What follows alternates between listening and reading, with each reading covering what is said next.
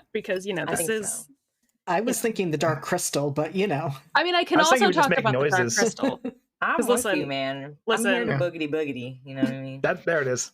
I will say, if anyone is not doing anything tomorrow and is in an area where they are showing the Dark Crystal in theaters, you should go see it on the last day that they're showing it in theaters for the 40th anniversary, because it was fantastic. Oh no, I was Seeing not it aware in- that was happening. I didn't know. They- I've never seen the Dark Crystal actually. I didn't realize. Oh, it's such a good movie. So they were only doing it on the 4th and the 7th for the 40th anniversary. It's a very big deal in my family. And I say in my family, I mean for my dad, my sister, and I. My half sister Dixie is balls terrified of this one creature called Fizzgig. She cannot watch the movie. She is just absolutely not about it. My friend who just saw it for the first time in theaters, also completely not about Fizzgig. They're like, Fizzgig is a criminal. Fizzgig is a war criminal. And I'm like, he's not that bad. I love this gig. Yeah, my half sister cannot. My half sister has a thing about body horror. She can't do body horror. She doesn't like the Gartham. She doesn't like Fizzgig. She doesn't like The Thing. She doesn't like. Her and I had the same reaction to The Mask, the part where he like flips out and like his eyes pop out. She can't stand that. There was one other thing she watched that we did not expect it to freak her out. What was it? Let's say when I met with like things I don't want to do, I will frequently respond with the little Fizzgig gif of him just like like freaking out. That's what and she didn't yelling. like. He unhinged his so jaw. cute. He unhinged his It's jaw amazing. to Like my that cat, degree. though. Like a So he- python. So he could scream more about terrible things he has to do. I understand it. My friend Fizzgig looks like the didn't like. what is it? The whatever Meowth from British Meowth. A fluffy like British dirt ball, Meowth? the dirt ball Hold on. Meowth, where he looks What? like he's We just like him. he just looks like a cloud of dust. Yeah. Is that a real thing, Oh or my we just? God. or No, we yeah, just we it just is. saying words. It's a Galarian. It's The Galarian. Okay. I'm on- He I'm just gonna looks, post it, he I'm gonna just post it, I'm gonna looks post it. like a But dust he's bunny. He's a he's a British- Viking, isn't A he? Is that what he's Viking supposed to be? He turns into a Viking, that's for sure. No, I never he caught stays one because baby. I saw him and I was like, that's just a walking pile of dust, and then I left him. Tell me that's not the same thing. Isn't he named like Berserker or something like that? I don't know. Berserker. Oh, there is a Berserker. No, I think that's a different one though. Ah, that's incredible. I'm pretty sure Meowth Galarian evolution. It's irrelevant to me because all I gave a shit about is the Wooloo. Yeah, you are correct, Will. You are correct. Yeah, Berserker. Straight up, all I gave. Berserker looked so. That makes me happy. I think he's. A plus pun. Yes. Hi friends. Are we live? We are Yes. live. Ah, cool. Of course we're live. More. Nailed it. I You guess couldn't that's tell the way by to- our professionalism. Yeah, I got a notification about something. Hold on. Yeah. You should I see was who's going on live. live. Hi friends. Hello. Welcome back to another exciting installment of Live from the Apocalypse. If you've never joined us before, this is the channel where we play tabletop role-playing games to raise money for nonprofits and progressive causes and good organizations that do better things with money than we would, given those same opportunities. And everyone. And never will. Yeah. Basically, if you like what you see here at Live from the Apocalypse, we just ask that instead of doing the normal Twitch things of subscribing or giving us bits or any of that sort of stuff, don't do that, because Jeff Bezos is going to take half of it at least. Instead, you can hit !donate in the chat. That'll call up the link. The bot will post it, and you can use that to donate the $5, the $6, whatever you would, whatever you're able to give. If you're able to give anything, there's absolutely no pressure or expectation or anything like that. But if you do that, the McElroy brothers will scream at us. They will interrupt everything that we're in the process of doing at that moment. It will be distracting. Also, we ask that you not subscribe to us. If we'd rather you donate if you have to pick one. But if you want to subscribe, we literally can't stop you, especially if you have the Amazon Prime sub that is attached to your Amazon Prime subscription. It's free real estate.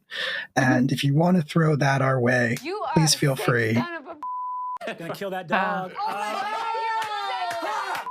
He's the bad guy. It's great because I can't hear Bad it. So guys. And just be aware that if you do that, Brendan Lee Mulligan is going to kill a dog. One dog for every month that you have been subscribed to Live from the Apocalypse. So I would recommend some soul searching. I have a question about that. I mean, I hope I can remember if answer, but I don't remember if we've already talked about this, but is it like, does he add one dog, or is it like every month it's 9 dogs, then next month it'll be 10 dogs? Oh, he's a monster. He adds them. yeah, I think that's probably So true. like I mean, in total, it's what? No, he How just many killed dogs 9 now? dogs. He just killed Oh, 9 okay, dogs. perfect, You just perfect. caused that to 9 happen. new dogs. Yeah, Yeah. he is the that's bad fine. That's guy. what I want. I'm not Brendan Lee Mulligan, so I couldn't answer that question. I don't know exactly how he does things. All I know is what he tells us. Fucking grip it, baby. Hey, there we go. That's the good one. Slop that down, dude. We like that one. Crack one for the big boy. Grip it and rip it. hell yeah. Thank Words you to so live much, Andrew, for your donation. What is that? Chaos aside, yeah, Like chaos. that's all the stuff. We got channel points, we got all the Twitch things that you could ever possibly want. And we're gonna play a little game tonight, like we do most nights. We're gonna play Class Reunion Winter Break, which is the side story of our ongoing campaign, which we call Class Reunion. Class Reunion is the story of 4, technically 5, high school students from Ohio who were sucked into a fantasy world, trapped there for 10 years, grew apart. I hated that. Everybody hated that. It was incredible. What a crime you've committed. I'm so sorry. Thought it might Are you? noise-gate it, but it didn't. I heard it. Just very ASMR. I love it. I hate. Nobody else slurp into their microphone, please. I beg. Anyway, 4 high school students from Ohio who grew up separate from each other in a fantasy world and learned new skills and found new purposes for living. We have been playing that game for probably over a year at this point, if I had to guess. But that game is currently on a little bit of a hiatus. And we are telling this side story instead. And this side story, Class Reunion Winter Break, is set in their hometown of Avalon, Ohio, in the present day, give or take. In this game, in the side story, we've been hanging out with 4 protectors of the city of Avalon who kind of work behind the scenes to protect the city from magical threats and mystical, monstrous invaders into our world. They are known as the Avalon Historical Society, and these are their stories. Dun dun. HS. So, with all that being said, that's Live from the Apocalypse, and that's our game, Class Reunion Winter Break. Thanks so much for joining us. We hope you stick around. Let's do some introductions, shall we? I don't remember what order I do this in. I think I go first. At least that's the order on my thing, so I'm just going to go with that. Hi, hello, my name is Will. I may be less mobile than you are used to seeing me be on these streams. I may be holding perfectly still because I hurt my back on Friday. 33 years old, I'm pretty sure. And I sure did fuck up my back a lot. So this is like the first time that I have been out of bed for an extended period since Friday. So I ask you to be patient with me, and I may just be a statue. I also do a bunch of other stuff on this channel. I run and edit our Basques podcast, Academy H. I play Julian Rue, the X-Team Rocket member turned chef in Missing Numbers, and currently the lovable young scamp Ephraim East in Missing Numbers War Story. I just finished running a Digimon game. I just finished running a Digimon game. Is that grammatically correct? That sounds bad. That sounds I right. think it's Yeah, no, correct. that sounds right. Okay. All right. I'll allow it. And we're doing a bunch of other stuff coming up soon that I'm gonna be involved with. But anyway, that's the thing. It's a social up there. If you want to follow it on Twitter or Hive or whatever. Sometimes I make games and post about it, and sometimes I talk about music and other things. But mostly, it's just what we do here on Life from the Apocalypse. So you should also follow that as well. I think that's pretty much it for me. Which means that in alphabetical order, it's going to be Andrew. It's going to be cow. Andrew. I was not prepared. Okay, so what's up? I'm Andrew. Also play a lot of games on LFTA. You can follow me at BoomManGrenade on Twitter. If I actually feel like posting, you'll either get nothing for a very long time and then a just manic flood of tweets, followed by more nothing, because I am, if nothing else, consistently inconsistent. Yeah, I run Veil Breakers and do a bunch of other stuff with LFTA. It's a lot of fun. You should follow the channel. Be in the Discord. I lurk there a lot, and there's a lot of good memes that come out, and there's a lot of cool people that are just chilling there. So, yep, that's all I got. Let's roll some math rocks and fight some monsters. Oh yeah. Yep, JD. I was semi-prepared. My order is all I out of cannot- whack because I have Andy on Corey's button, which shouldn't actually mess anything up because alphabetically it's still the same, but for some reason it does. Yeah. No, that's 100% fair. I'm Oh, JD. You can find me if you look above at JD, not Jason Dean, on all social media. I am in way too many things just as a whole, but that is fine, totally fine. I usually play Hunter in our usual class reunion. I play Ambrose in this game, and I play Casimir Bright and Academy H, our Masks Actual Play podcast. You can also find me every Monday at Tales from the Table Studio in their SCP Foundation game, A Crumbling Foundation, where I play a social science nerd who is in way over his head. And I've recently been chilling a lot with the Lost Caravan. You'll probably see me pop up there a few more times in the coming months. And I think that's it, but I'm probably missing something. That's fine. Julia. Nope. Raph. Wow. Nope. Julia. Wow. Are you sure?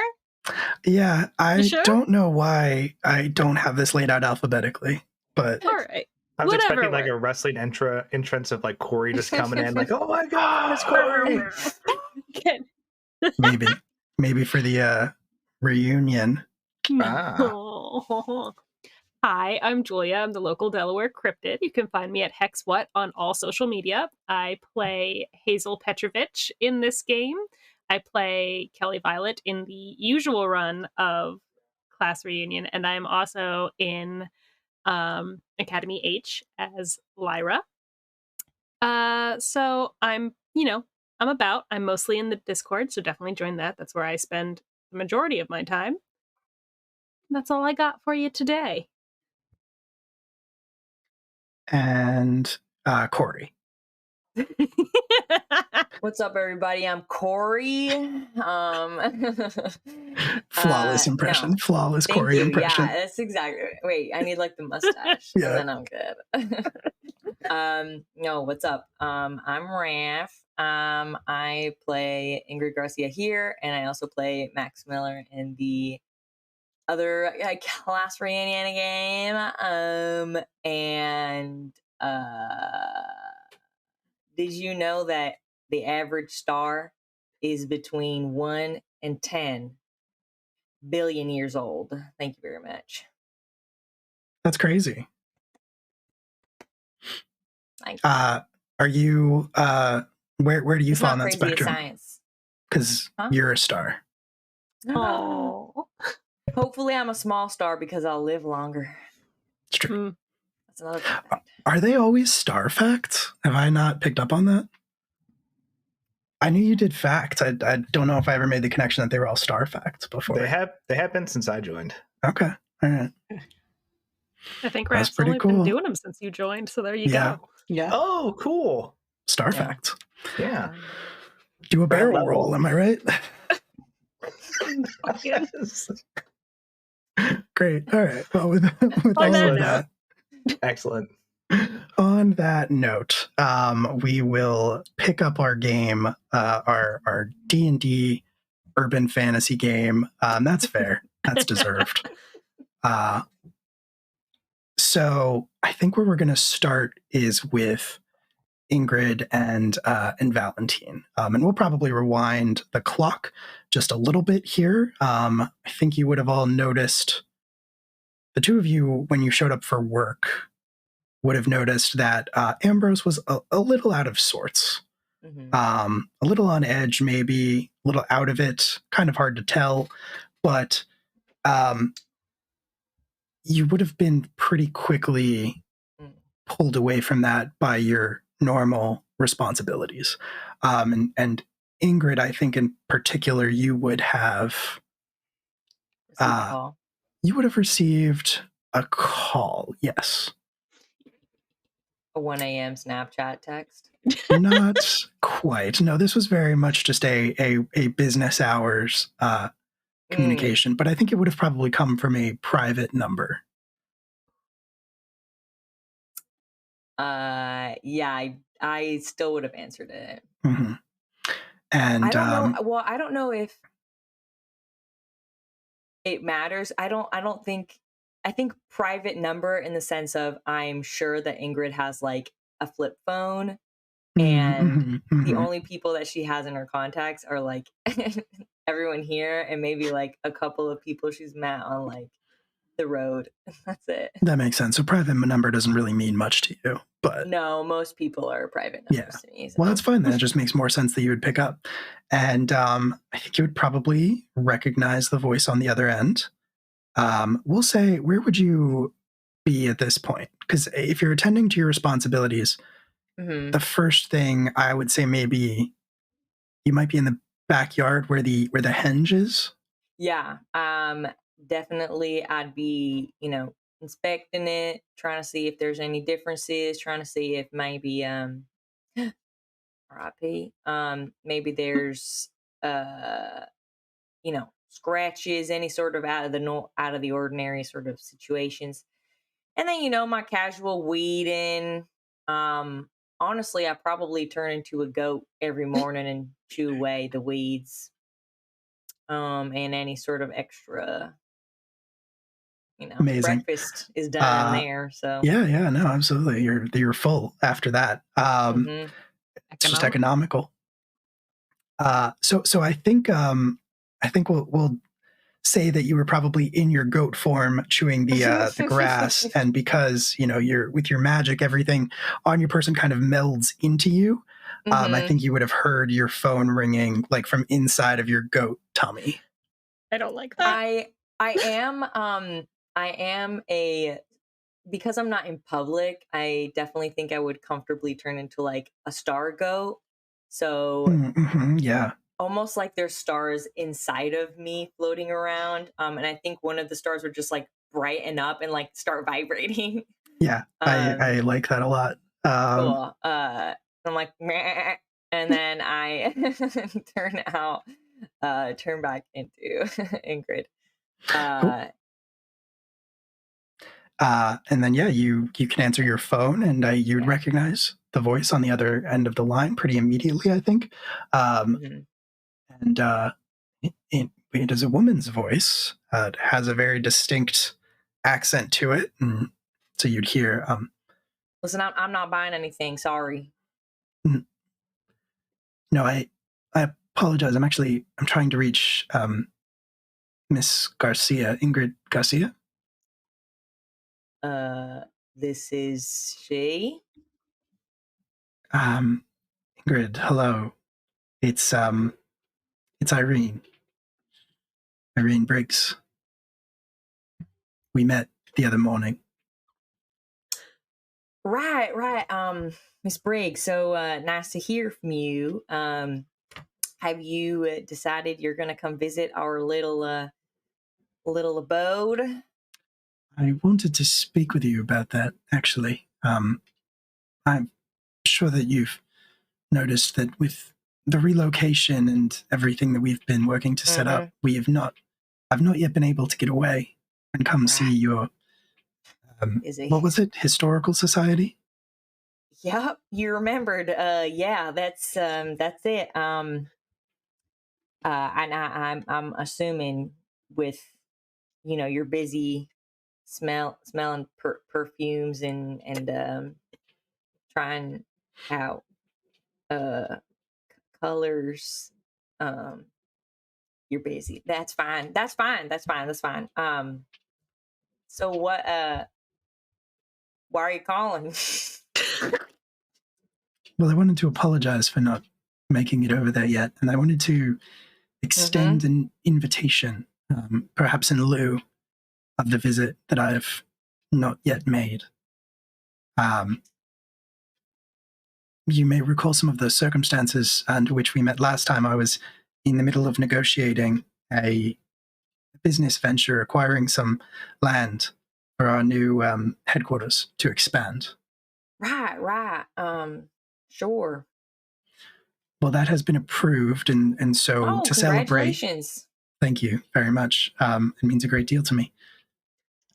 To celebrate, we have we're planning I suppose a gala of sorts to celebrate the official reopening of Impulse Cosmetics here in Avalon. Well, that sounds like a real nice party. And I hope it goes well for you. No, I suppose I was not particularly clear, unfortunately. I'm inviting you. Hold on one moment. Bah! Had to get that out. Sorry. All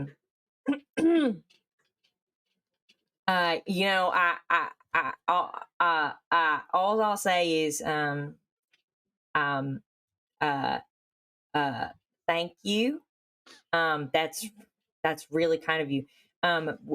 Wouldn't it be better to bring someone, well, to be frank with you, that owns like some sort of suit or isn't, dirty?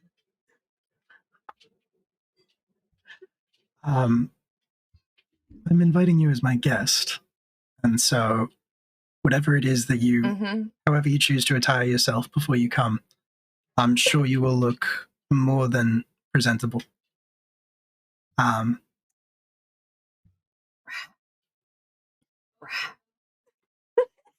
Well, all right. Well, thank you so much. I will warn you that I'm not much of a fancy, party person, but I'll do my best. I won't disappoint you. I won't. I'll try not to embarrass you. Well, I won't. I won't embarrass you. I promise. I promise.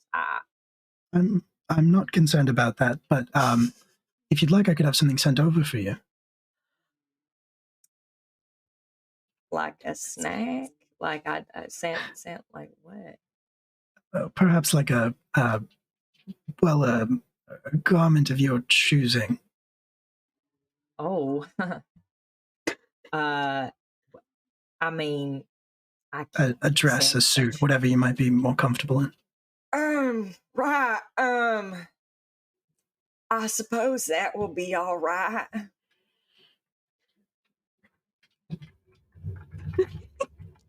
Well, excellent then. I believe I still have the address of your place of work, which I'll have it sent there.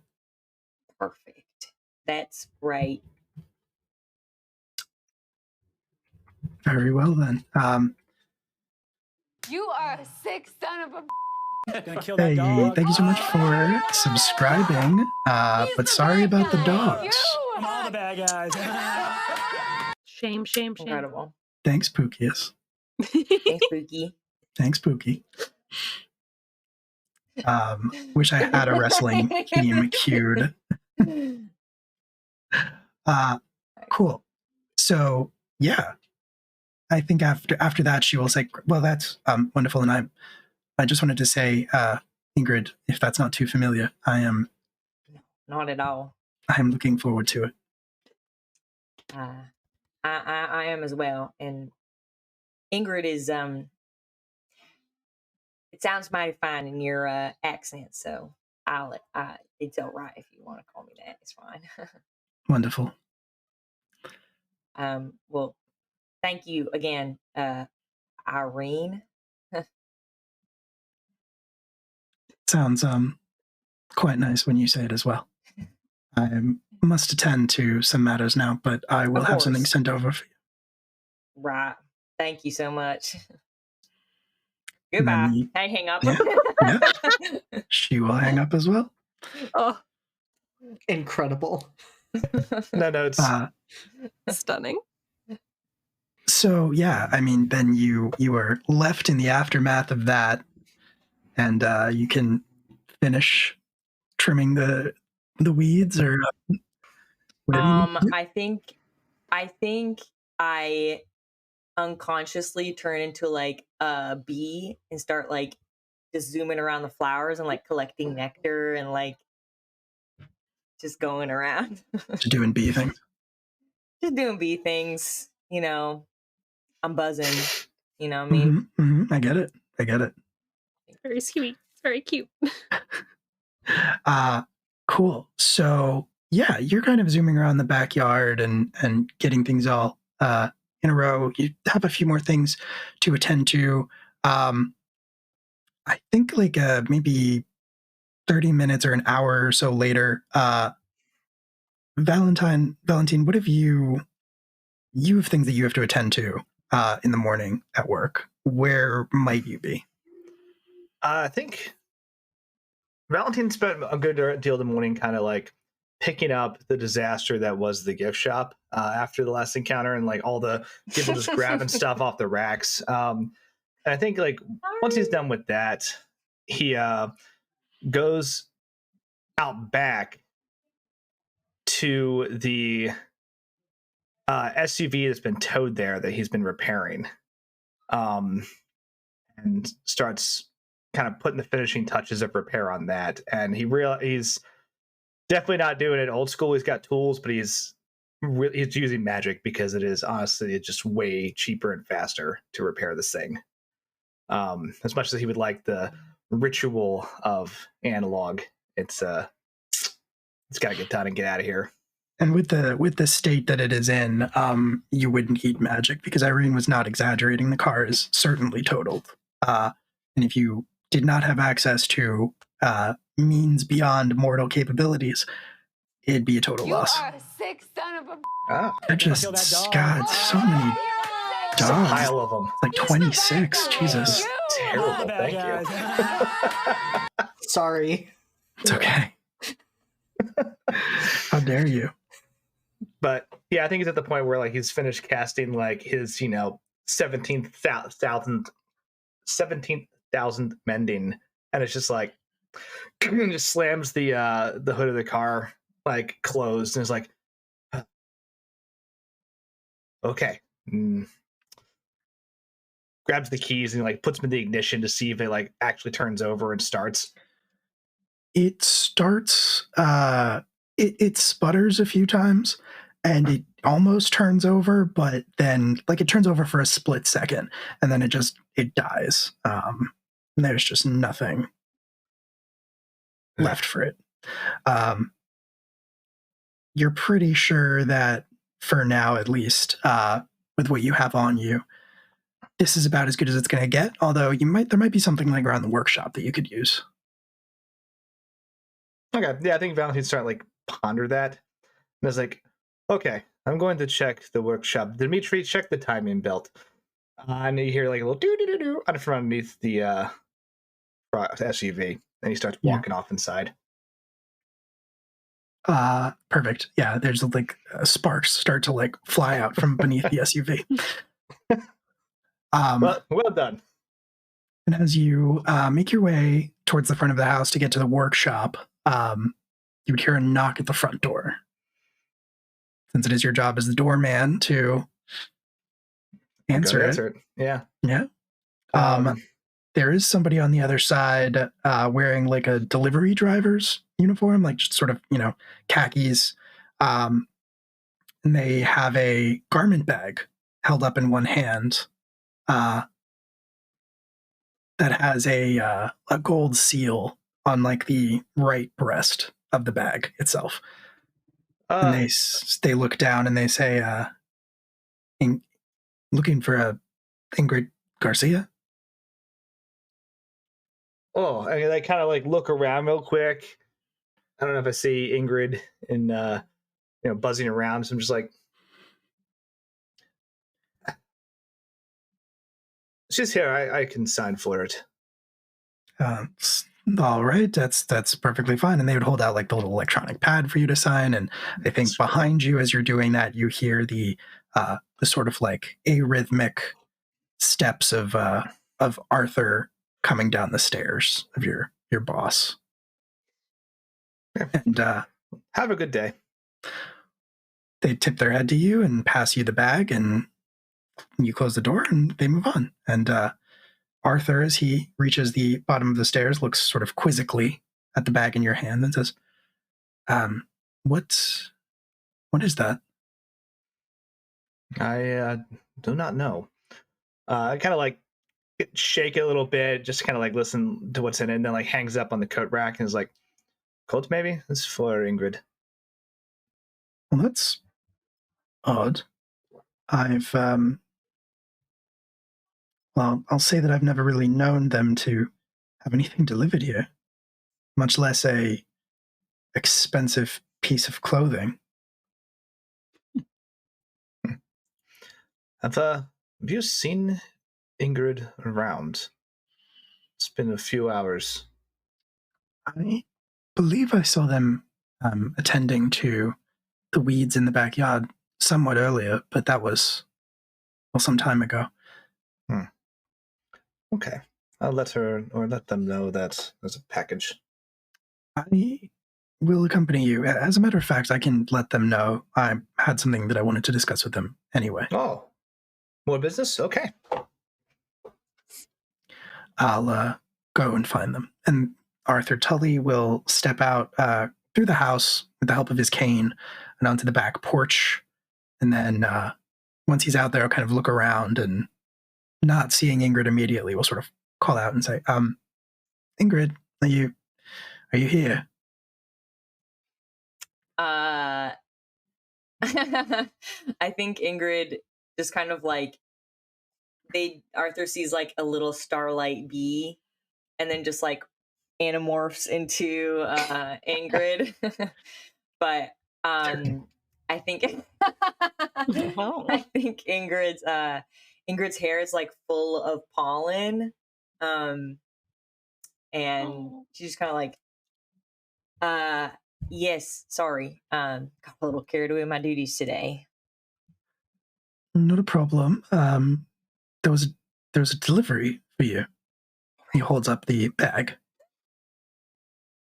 Right, thank you.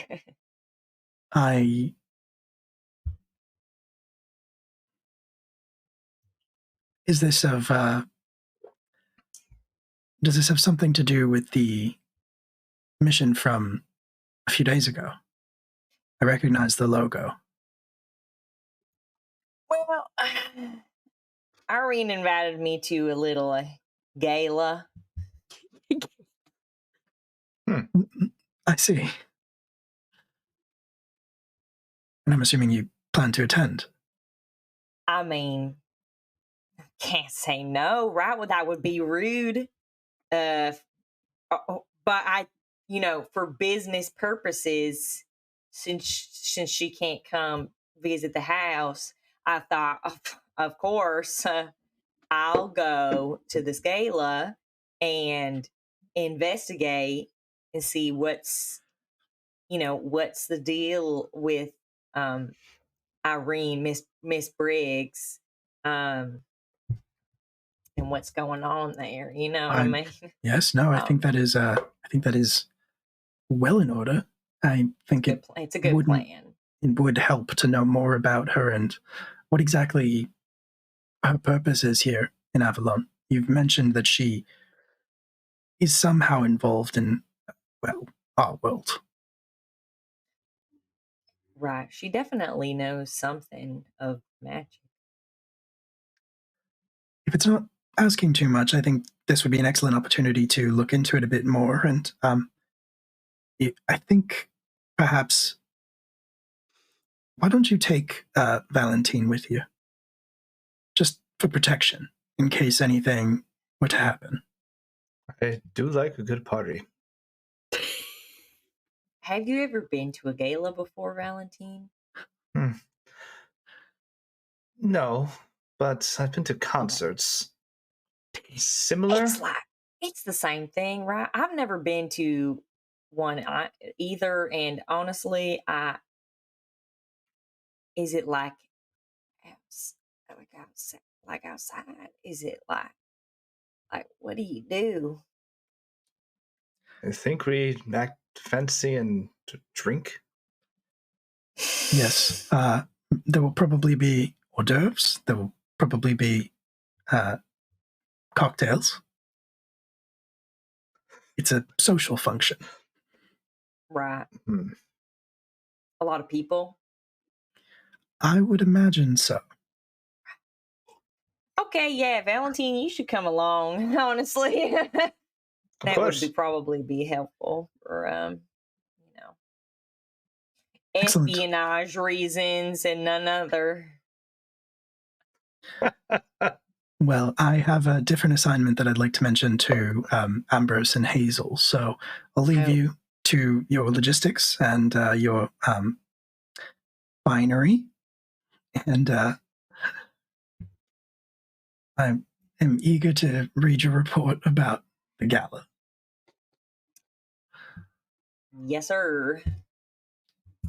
Of course. Arthur will turn and go inside. Are you opening the garment bag? Absolutely. Okay. It is immediately.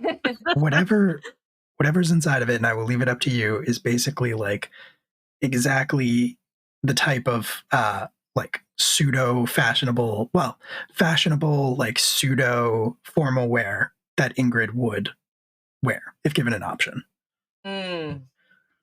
That's nice. I think I'm just like whispering to myself, like, look at that. That is the cleanest piece of clothing I ever did see, for sure. It's very lovely. It's I mean, I'm sure it probably won't fit, but it's fine. It's nice though. Do you have thoughts about what it is, or do you want to save the reveal for the gala? I think I'll save it for the gala. Okay. All right. We'll circle back to that.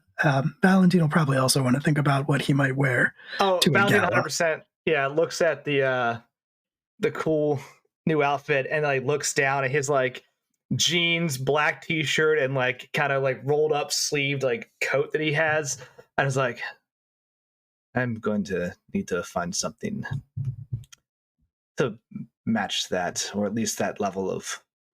I need to change. I think you look great. Oh, no, thank you. I don't think anyone should demand you to change, in front of other people. You should just be yourself. And I grab the garment and I run away. run upstairs to go change. Valentine's like seriously considering that line of thought. Like, yeah, you know what? Maybe I don't have to put a collared shirt on for this. I like kind of goes up and looks at his like little wardrobe to figure out what he's going to wear. Perfect.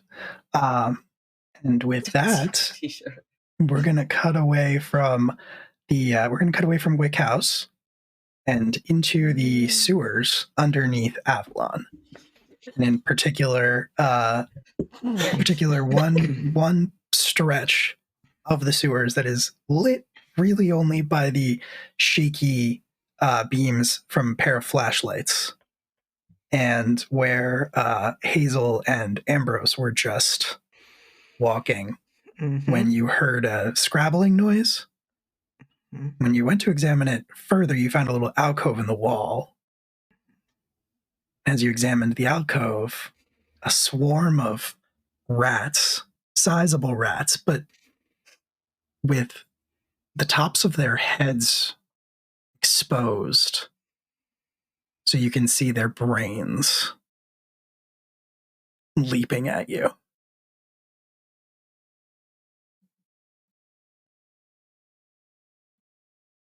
What would you like to do? I would like to cast Speak with Animals, which I can do at will because of my godmother. That is true. Incredible. Just on site. Very interesting. Okay. And what are you saying? I think what Betch is gonna say, "Good afternoon. Do you live here?" Amazing. I wasn't going to say, Ambrose, you don't understand this, right? Nope. Okay. Just checking. So the rats, the brain rats, which I forgot to mention that their exposed brains are emitting a dull light. Yeah, they glow. Yeah, we hate it. Yeah, that makes sense. Are going to like swarm over the wall. They were kind of leaping at you. They appeared pretty vicious, pretty intent on attacking you. Why don't you make a persuasion check, Hazel? Okie dokie. Let me just check what that is. How persuasive am I? Pretty good. Where's the dice roller?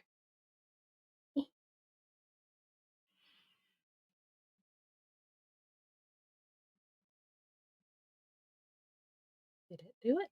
Did it do the... Mm-hmm. So that's going to be an 11. Okay. All right. Then in that case, the rats are still going to like land on you. They're going to land on you specifically, Hazel, but they're just kind of going to perch and cling to you. And they don't appear to like actively be attacking or anything like that.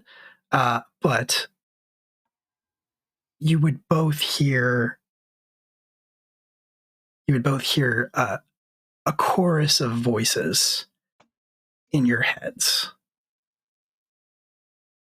that say, "Why do you enter our territory?" We were asked to come down here and check it out because some things are acting a little funny. Have you seen anything weird down here? Well, look at us. I mean, yeah, I assume you weren't born that way. Did someone do this to you? You want to tell me who did this to you? In a way, we have been changed. Is this a recent development? You are strange yourselves. Oh, yes. Very much so.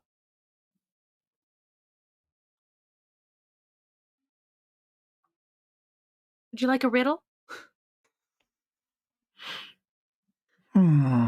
We accept your riddle. Okay. But with stakes. And Hazel, to Ambrose, if it is possible for Hazel to light up further than Hazel's generally always lit up. Oh, the idea of there being stakes attached to this riddle. She is over the moon. And Ambrose is just like, I don't know what's going on, but I don't like that expression. Should we guess your riddle, you will be consumed by our master. Who's your master? Is he here? He is nearby.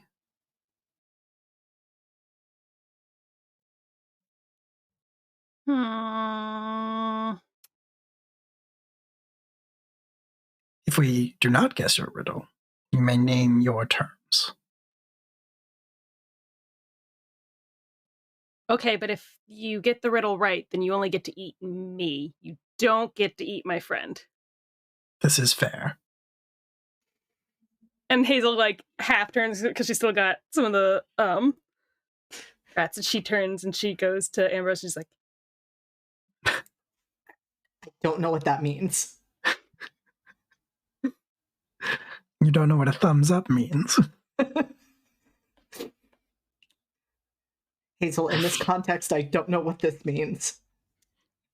Doesn't seem like there would be much to eat in your friend anyway. "Oh, that's not really fair. They're going through a lot. Just died." So, Ask your riddle. okay. You can drop me from the highest building and I will be fine. But if you drop me in the water, then I will die. What am I?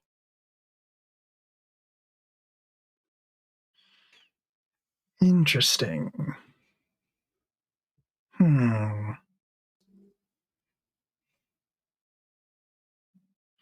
right. Here's what I'm going to say. Hazel, make a wisdom saving throw.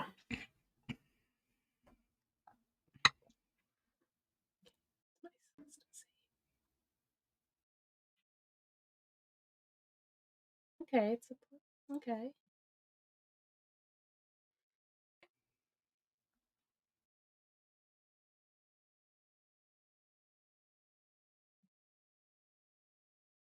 It's also an 11. I think. All right. Double check. My wisdom save. Yeah, because my passive wisdom is 12. And so, yeah, it's a +2. So, Very interesting. All right.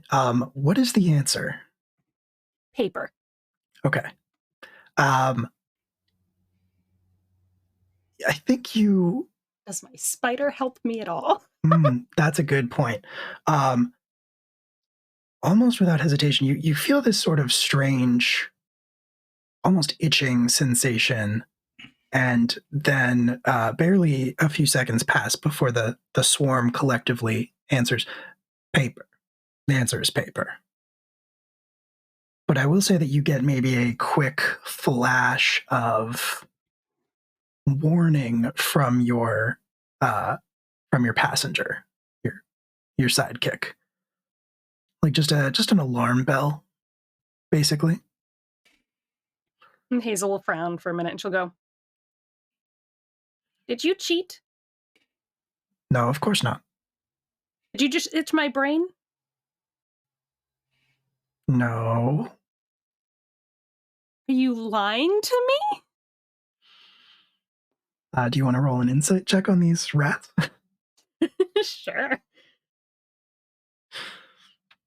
Shockingly charismatic rats. Rats are very, very good creatures. They're very clean. It's an 18. Did we both roll a 19? We did. All right. Interesting. You, I mean, they don't appear to be obviously lying to you. And they say, we have answered your riddle, fair and square. You must now deliver on your part of the deal. Come with us. I feel like you're full of shit, but fine. Hazel will start A deal is a deal. Yes, I still think you're full of shit. I'm going to lodge a complaint with your master. So if you start walking away, they're going to continue riding you unless you like try to get them off of you or anything. But they're just basically clinging to your clothes and hanging on to you and things like that. I think Hazel will take a couple steps and then she'll pause and then she'll turn to Ambrose and she'll be like, "You should probably come see where this is because you're probably going to need to deal with this in the future." No, you can leave. You are not part of the deal. You're very rude. We are rats. That doesn't mean anything. You're social creatures. You can still have manners. Rude ones. Incredibly rude. I think Ambrose considers that and says, "No, I'm not going anywhere." It's a free country. Well, Did you know that? I suppose you can stand here for as long as you want. Very well. Let's go. And they will, you'll feel a slight tugging at the edge of your mind, Hazel. It's sort of directing you where to go.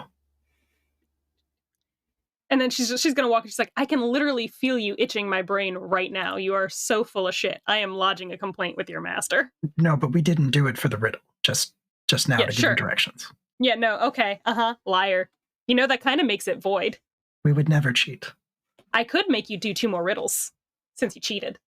Well, that was not the deal. But you cheated. The deal was not that you were going to cheat either. Is it a left or a right? The burden of proof rests on the accuser. I've got a spider that'll tell me if you're lying. It's a left.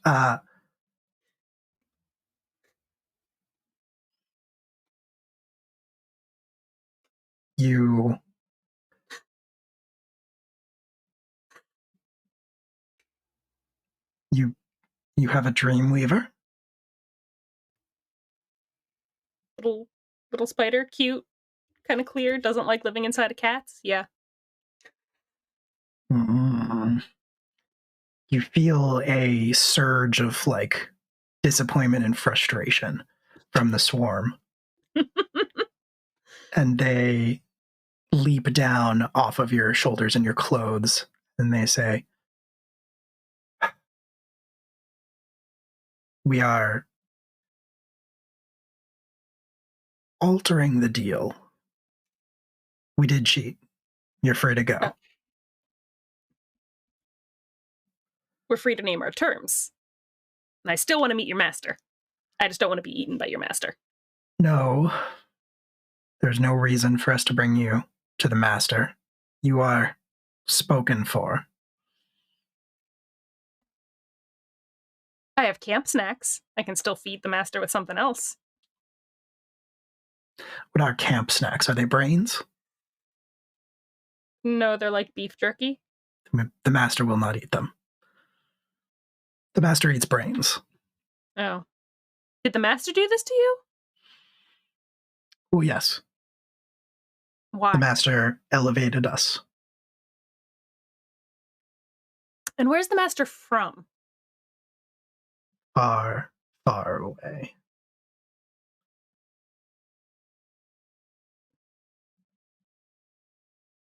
Okay. How about this for a deal? You show us where the master is. We get rid of the master. You get to mind your own business down here without anyone telling you what to do. But you stay down here. We owe the master a great debt. The master has raised us above what we once were. It's made us more. We love the master. And this time the voices are a little bit like disjointed as they all sort of chime in chorus with one another.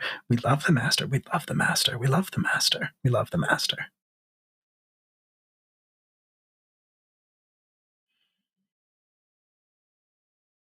We still gotta meet him.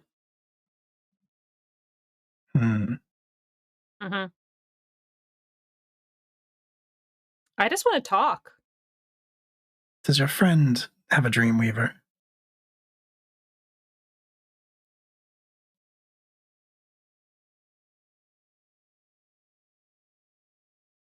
Why? They're not part of the deal. Well, we can make a new deal. I'll take you to the master if the master gets to eat them. No. Listen.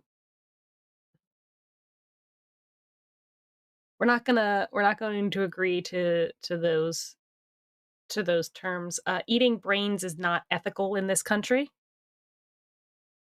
First off, it's how you get prions. Second off, in order to do that, that means you killed someone, which is murder. Third off, doesn't even have the biggest source of nutrients that you can eat. You really should be eating some of the lower intestines. So no, you're not going to eat either of us. But we can only bring you to the master if one of you will be eaten. It would be far more ethical if you would agree. Just pointing that out.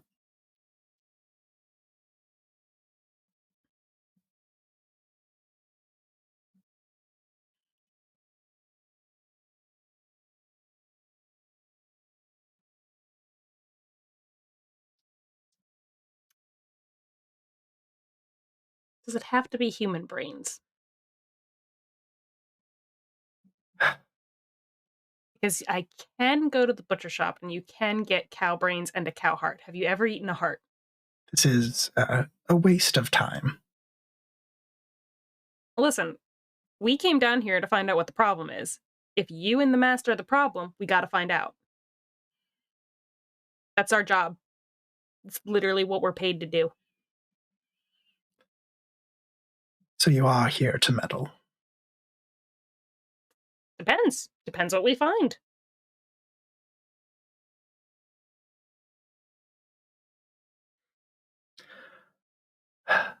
Very well. They are going to all of their the glow of their exposed brains is going to increase in intensity. Hazel, I need you to make another saving throw. I Which think another save? wisdom, but let me check.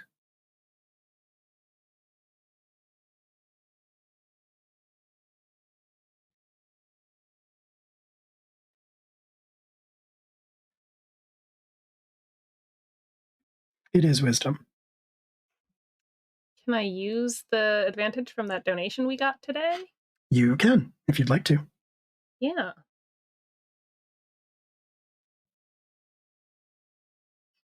Here's the first one. Here's the second one. This dice roller is bullshit, Will. It's not roll 20. I don't know what to tell you. Sure. You rolled a 19 earlier. It's at the exact same time you rolled a 19, so really Yeah, how but I random mean- is that? How random is that? So what's your total? What's your highest total? I literally rolled 8 and a 9, 19, 8 and 9. If I roll another 19, that's some bullshit. 11. All right. With the glow from their brains that intensifies, you hear again their voices in your head that say, "Leave our home." And you feel compelled. Not really compelled. You want to listen to them because they're your friends.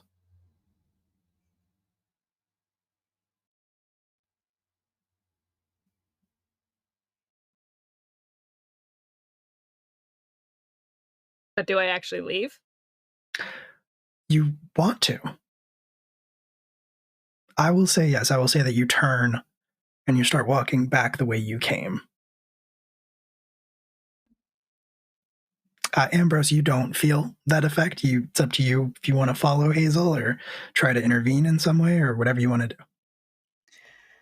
I mean, I think Ambrose would just be like, Hazel, what's going on?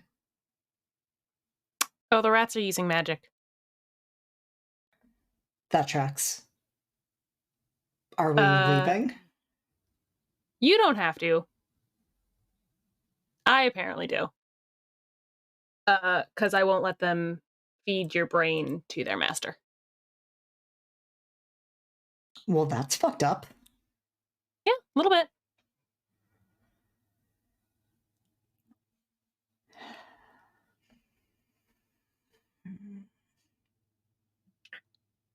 You coming or going? Because I apparently have to go.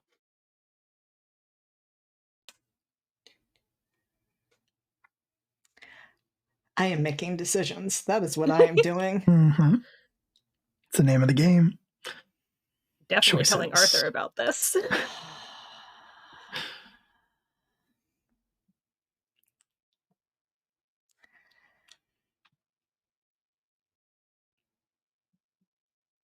I feel like I've said this in at least every game that I have played in over the past 2 weeks. Mhm. Probably not making the best life choices because I don't think Ambrose is going to stop this. I think they're going to just kind of shrug and follow after Hazel, at least for the time being. Okay. Cool. Yeah. So you are leaving their territory or leaving their home. That's what they asked you to do or told you to do. So I'm going to say that is going to be, unless you want to disagree and convince me otherwise, Julie, I'm going to say that is basically like back tracing your steps and leaving the same way you came in. I figured it probably would have to be. Okay. Because I don't know any other way to go. All right. Fair enough. Well, you head back through the sewers. You're perfectly able to converse and talk. The only thing is that this like makes total sense to you. That the rats were like, leave our home, and you were like, yes, of course I'm going to leave your home. You asked nicely. Be very rude of me not to. And yeah, you walk back and climb up the ladder, shift the manhole cover to the side, and then reemerge into the night, the crisp winter night air of Avalon, Ohio, the alley that you were standing in. I think once we get to the surface, I will call Arthur. Okay. Because technically we did find what's in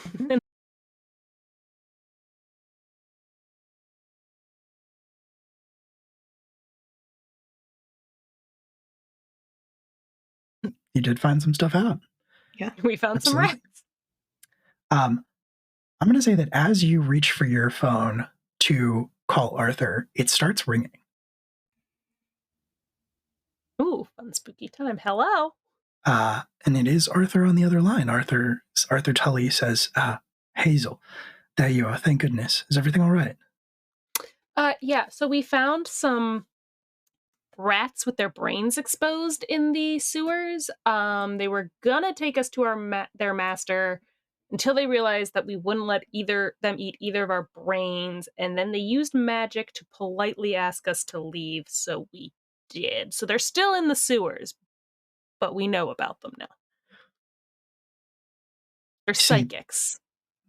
I see. That is interesting and potentially concerning, but we have a bigger problem at the moment.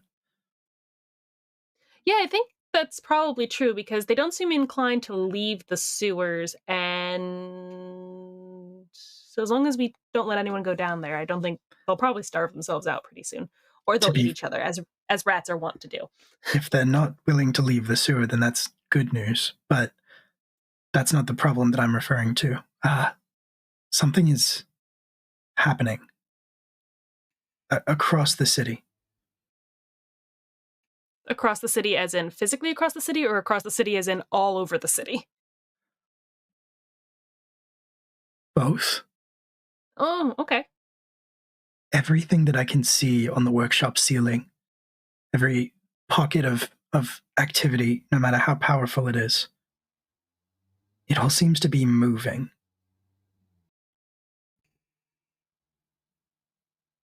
In the same direction.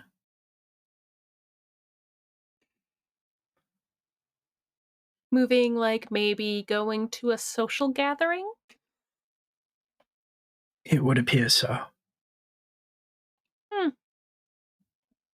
I'm not sure exactly why or what is going on, but whatever is happening in that building tonight, it's drawing a lot of attention.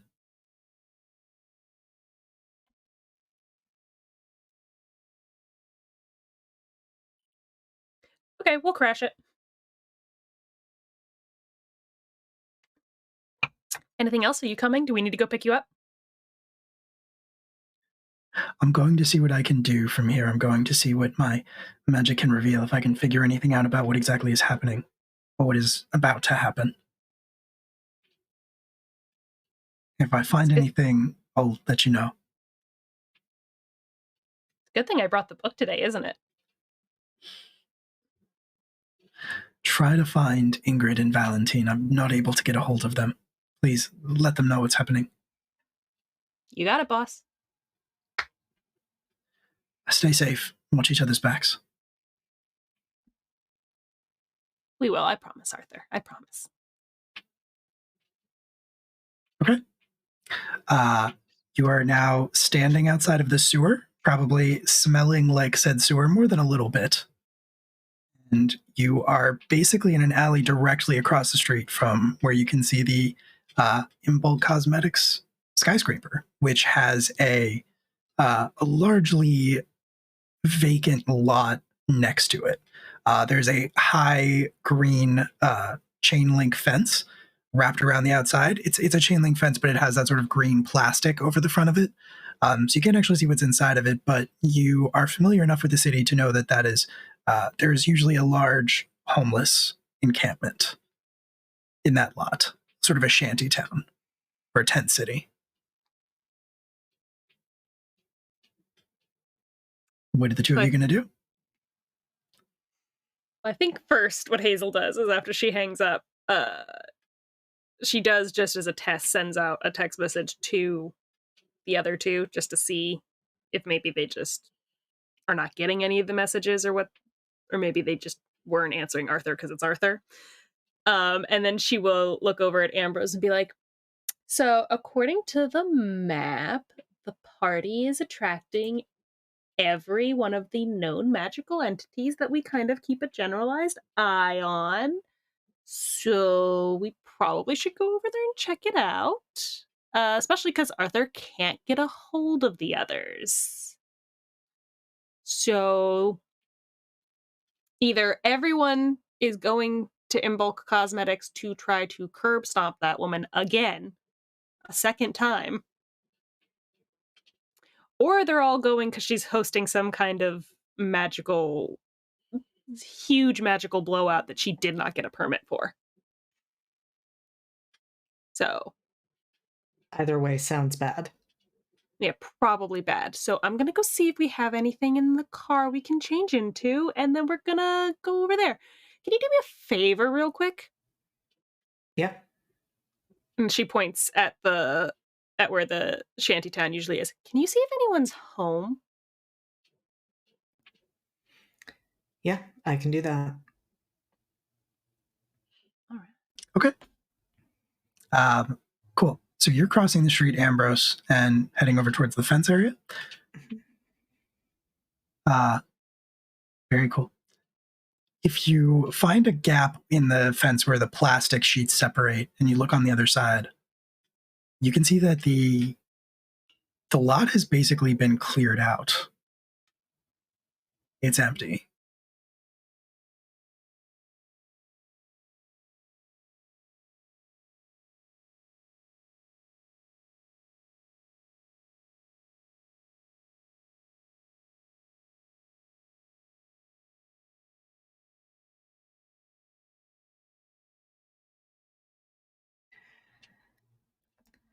And so Ambrose is definitely going to take a moment or two just to take a look, make sure they're not missing anything.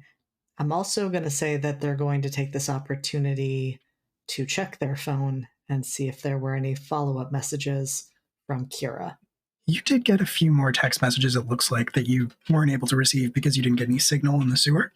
But kind of more apologizing, and then maybe one or two more missed calls.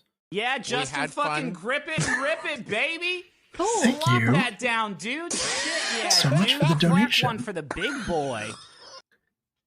Thank you. Thanks, Will's mom. Thanks, those mom. What time was the last call, and are there any voicemails? No voicemails. Looks like the last call was 5 minutes after you entered the sewer. Ambrose is going to give Kira a call. Okay. The phone is actually going to go straight to voicemail. You can leave a message if you want. No, they're not going to do that. Okay. Out of curiosity, though, if I call Valentine and Ingrid, does that also go straight to voicemail? Does. Interesting. And if I call Arthur, does it go through? It starts to ring. Are you going to stay on the line? I think Ambrose will stay on the line just so they don't accidentally panic Arthur by calling him and then immediately hanging up. So Well, Amber does. Arthur answers the phone, sounding very panicked, and says, Yeah. "Yes. What is it? Is everything all right?"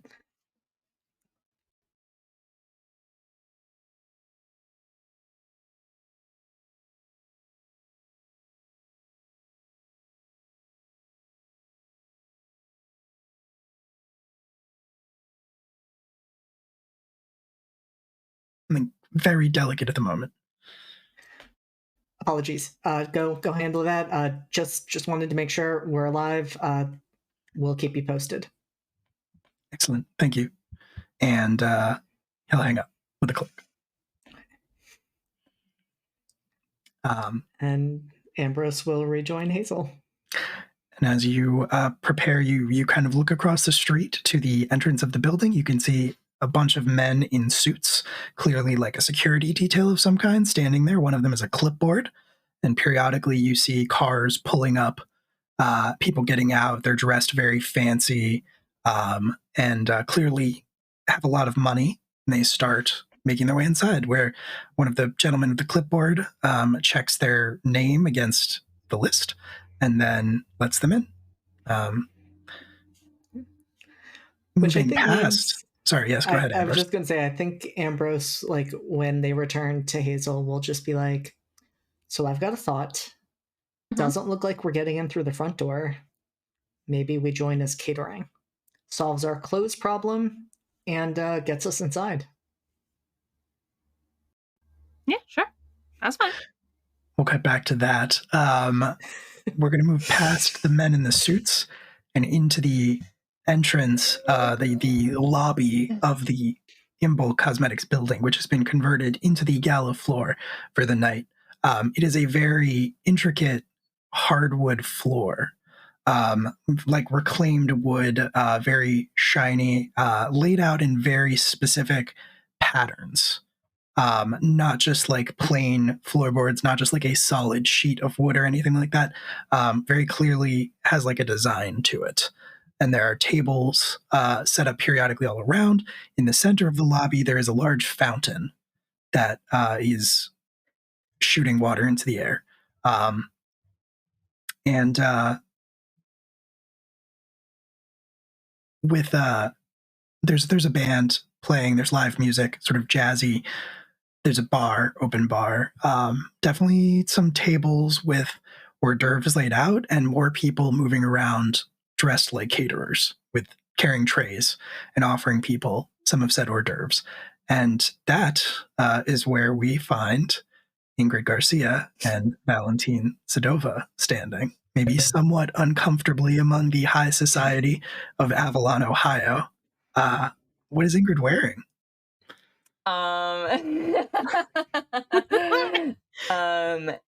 So a lot of things happened between the time that she got the garment and that they got there. But basically, they are wearing the garment itself was actually a dark, like emerald 3-piece suit. But just the suit part. And I think probably Irene assumed that Ingrid had undergarments that she could wear with this. She doesn't, so she doesn't want to look dirty. As she was getting ready, she was definitely like casting. I also have mending, just like on mending on things that like didn't realize or like had for so long had been like torn or like a couple of strings here, like oh my god, I didn't even notice that it was dirty. And I think frantically washing her her button down like ranger shirt, mostly because it doesn't super go with the suit, but it does have her shooting star patch, which she needs to be able to do her magic. So she's not dumb, she's gonna wear that. And she wears it over under the like green vest and the green pants and her recently cleaned, probably for the first time, still a little dirty hiking boots, because that's all she has. She doesn't really have a lot of clothes. Vibe. And There's a vibe. she is wearing the jacket, but it's definitely like she feels she's never felt like stiff before. It's not like broken in at all. And she's also holding her hair is down. It's always in a ponytail. And she has it down so you can see like the little streaks of gray coming in. And she's holding like a small like basket of random picked vegetables from her garden. She's like, she just turns to Valentine. she turns to him and is like, you know, I don't know if this is, you know, my place. But wow, I mean, wow, right? It's very nice. Hold on, and like turns and just grabs like 2 champagne flutes off of like a passing by waiter's tray, just like hands you one, and is like, to new things. To new things, I guess. Like, I thought you were gonna do the. Did you want anything? yeah. Do you want what? No. Nice. But with that perfect transition, what did Valentine put on for this occasion? Valentine is now wearing just a grab. He's wearing just stuff, right? Love stuff. Valentine doesn't have a suit. It's not really his thing. So I think he went up and looked at his closet and like found some of the nicest stuff he could kind of cobble together. So he's wearing like he's wearing like cleaned and polished black boots, right? With a pair of like black jeans. It's got like a kind of darker long sleeve like tri-button or like Dickie style shirt that's like kind of nice looking. So he puts that on, and then he has like a little plaid vest he puts over it. And I think he borrowed from Arthur a like little cabbie hat and like a nice looking coat, like outdoor coat, and he's like kind of wearing that and has a satchel over one shoulder. It's kind of like a nice little like leather messenger bag, which occasionally like just shifts a little bit, and he's just like, "Stop moving, Dimitri." But yeah, it also just looks like this is a nice place. You look nice. Thank you. So do you, actually. You look really different. But it's in a nice way, you know. We both look different in a nice way. Sometimes, you know, sometimes you just gotta do your best to impress people who are not like you, you know? And if we want to do business here, I say that quietly. If we want to do business here, you know, we of course have to look the part. And I think we're doing it. I think we're doing. I'm going to tell you right now. I've already smashed another champagne. I'm going to tell you right now. I think we're doing a damn good job. I think we fit right in. I agree. I think Arthur would be proud of us. So you're just 2 whole vibes standing there. And speaking of vibes, as you were having this conversation with one another, I think you hear a murmur go through the assembled crowd all around you, and you notice that people are like turned sort of in your direction. And at first you think maybe they're staring at the 2 of you, and then you realize that they're staring past you. Actually, were we supposed to do something? Oh no. Oh, never mind. Okay. They're staring past you, and the elevator doors open, and out of them steps Irene Briggs, the woman that you rescued, the CEO of Imble Cosmetics. and she is like stunning, doesn't really begin to cover it. She was a very attractive woman when you saved her, roughly the same age as Ingrid. If you had to guess, maybe slightly younger, but it's a little bit hard to tell, just because she clearly puts so much more like effort into her appearance than Ingrid cares to. And tonight is no exception. She is wearing this sort of it is a gown, very elegantly cut, that falls to the floor. Her hair, which is this sort of honey blonde color, if I remember correctly, is down as well. Very sort of loosely ringed into a few curls around her head. She's wearing, as far as you can tell, it's either very minimal makeup or very expertly applied. However, you would notice that the gown that she is wearing, very complementary shade of green Excellent. to the suit that Ingrid received in delivery. And again, those sort of murmurs spread throughout the crowd as she steps off of the elevator and walks in. If she notices all of the eyes on her, she doesn't act like it. She would also grab a champagne flute off of a passing waiter and pretty much make a direct beeline towards the two of you. She does get waylaid, I think, a few times as people move forward to like address her and congratulate her on putting together such a beautiful night and the business deal going through, but she manages to extract herself from those interactions pretty quickly.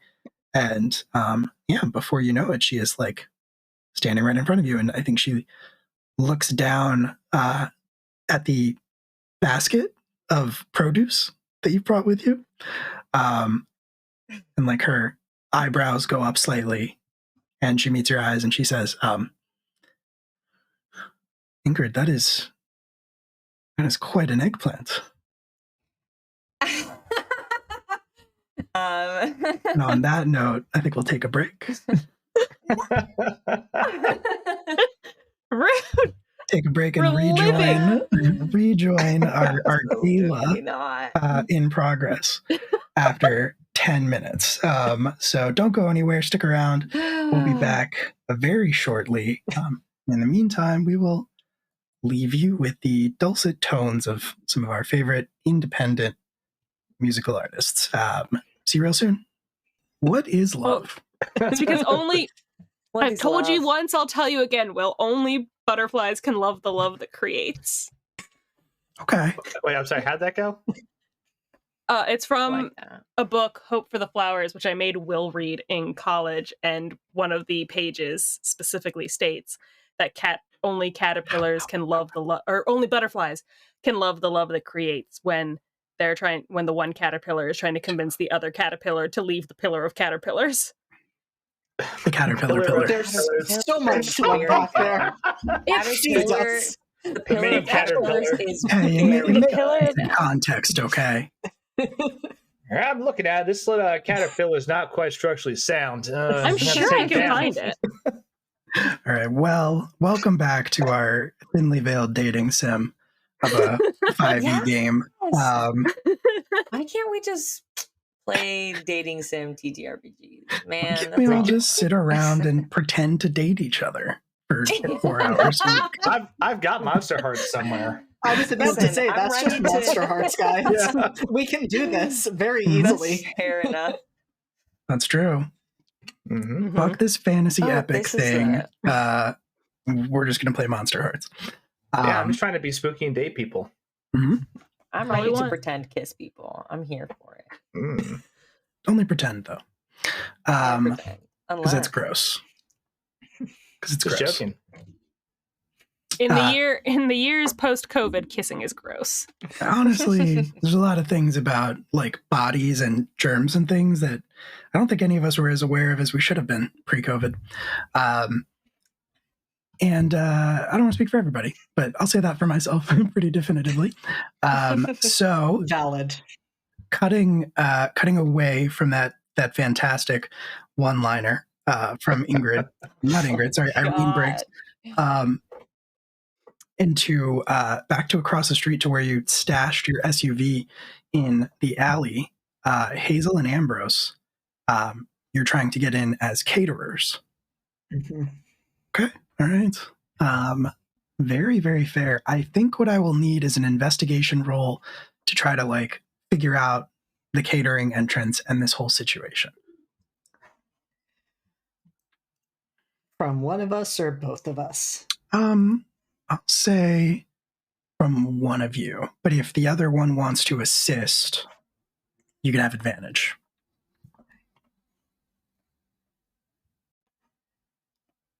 Are you good at investigating?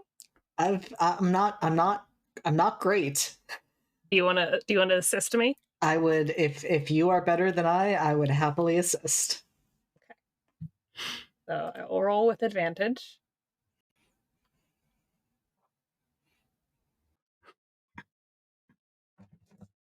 Second one might be better.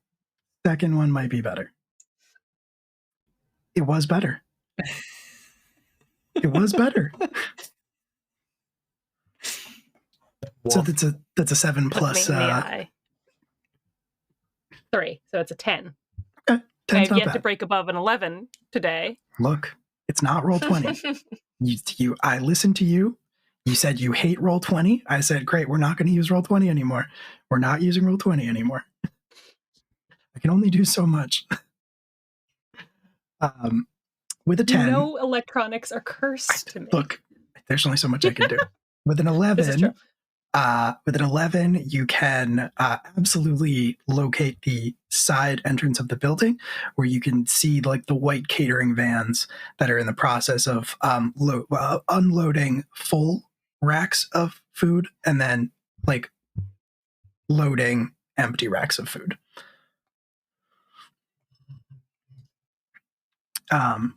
But that's about all you're going to get with an 11. So anything you want to do beyond that, it's going to be up to you guys. Do I see anyone that I could approach? Yeah, I mean, there are definitely a bunch of caterers just sort of hanging around out there. There's probably like at the very least you would see, in addition to all the people coming and going, loading and unloading things, there's one person about your age. He looks very bored, and he is like smoking a cigarette, leaning against the passenger side door of the van. But he is wearing like catering garb. Those little bow ties like undone. Okay. There are 2 ways that I could play this. I think I know which way I'm going to go. So I think Ambrose is going to approach him, pull out a pack of clove cigarettes, and ask him for a light. Okay. All right. I think I'm picking up on your vibes here. So I think I'm going to need you to roll persuasion. Yep, that is 110% fair.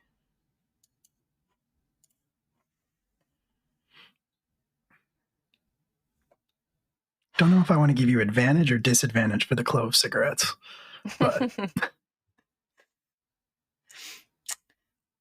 yeah, I don't like this dice roller, Will. It's not roll 20. I don't know what to tell you. This is not a nice dice roller, and that will only give me a 13. Only a 13. You don't say. What is your modifier? +9. Jesus. +9 to that and deception. Jesus, Mary and Joseph. So the caterer is going to stop looking bored as you approach and ask for a light, and he's going to reach into his pocket, sort of fumble around, maybe a little too eagerly. Like for a second, he's like in danger of dropping the lighter, but eventually he does fish it out, and he like starts to offer it to you, and then awkwardly like pantomimes like lighting it for you. Like he shields the flame and clicks on and says, yeah, sure. I got you. So I'm actually going to say, like, when he fumbles, I actually think Ambrose leans in to light their cigarette off of his. Ooh, all right. He is not prepared for that. He is going to drop his own cigarette. It's going to like fall out of his mouth and hit the ground. He's going to almost like dive for it. He's going to pick it up off of the ground, but then he's just going to stand there like awkwardly holding it because it's still most of a cigarette, but he doesn't want to just like start smoking a cigarette that fell on the ground in front of you. So now he's just holding it and kind of like looking at a loss and clearly not sure where to take the conversation from this point. Incredible. And so I think what Ambrose does in response to all of that is take out another clove cigarette, light it off of theirs, and hand it over to him and say, I think you'll enjoy these more. Wow. Thanks. I'm Tyler. It's very nice to meet you. It's nice to meet you. I'm Ambrose. Looks like there's a big event going on here tonight. Yeah, some crazy fucking party. Yes, I haven't been inside. Do they have you on van watching duty or something? No, I'm second shift, so I'm just driving the van in case we need to resupply or anything like that. But probably gonna be fine for like at least a couple hours. Came over with a pretty full van. Sorry, that was muted. Incredible. Tell So, us how you yeah. really feel, Raph. Probably free for like a couple hours.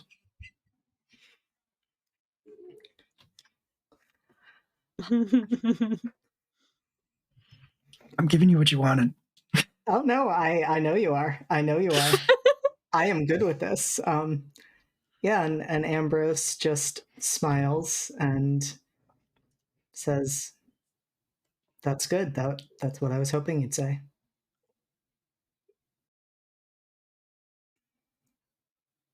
So, now that the van's empty, think we could maybe go inside there? Get a bit more privacy? I'm sorry, was that too forward? No, not at all. It's just it's I'm just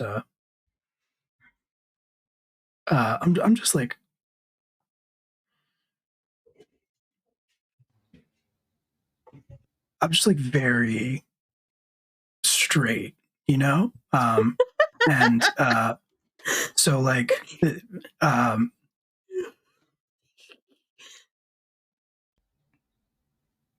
it's gonna have to be quick.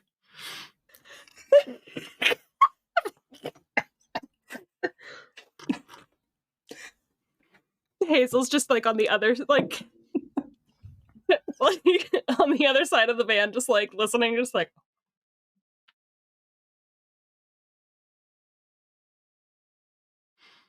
He will open the door to the van and like look around, like he's very concerned about anybody seeing, but like step aside for you to get in.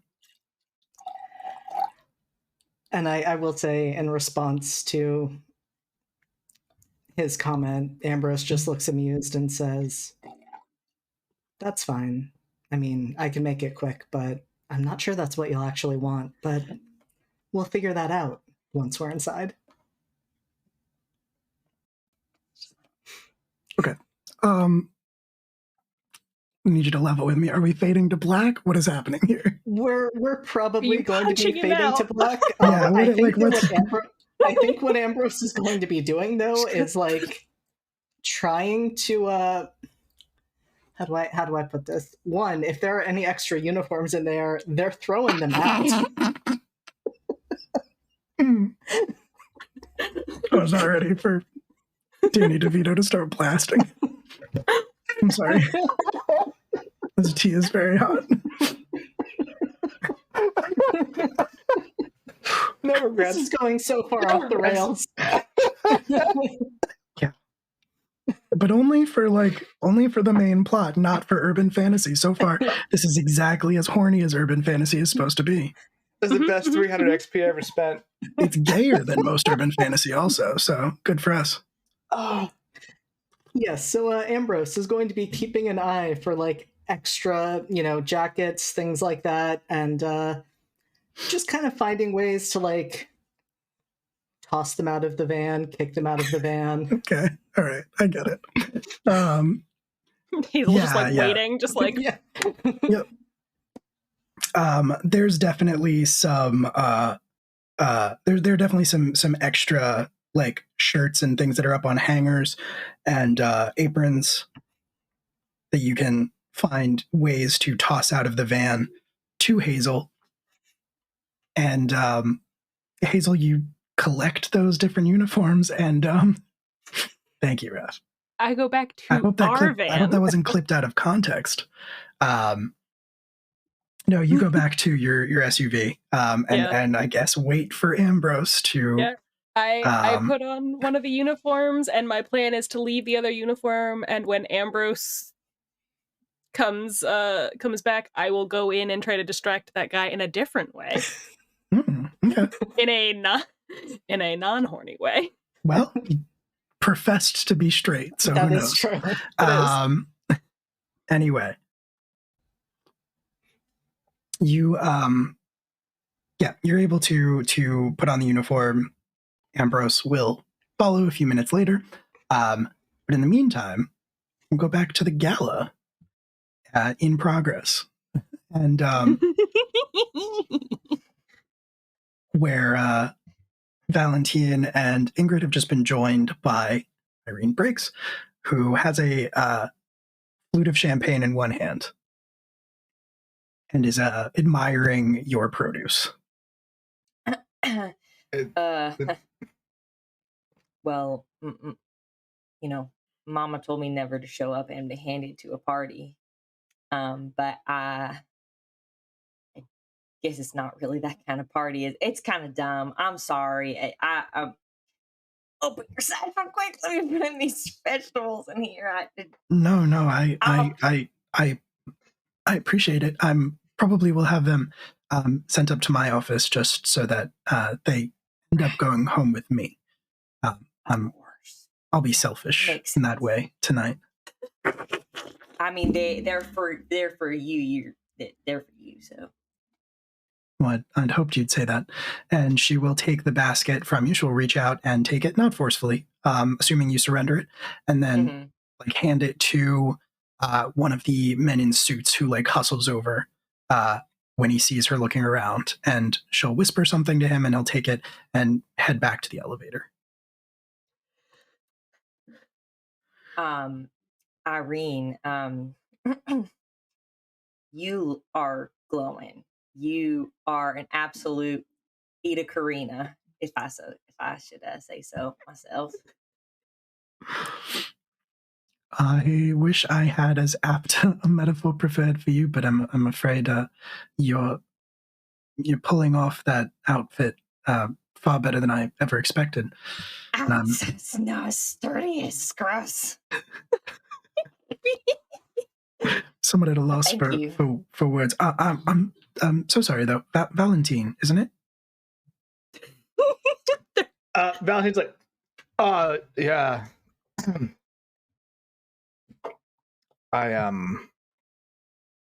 Yes, Valentine. I also brought something, and hands her keys back.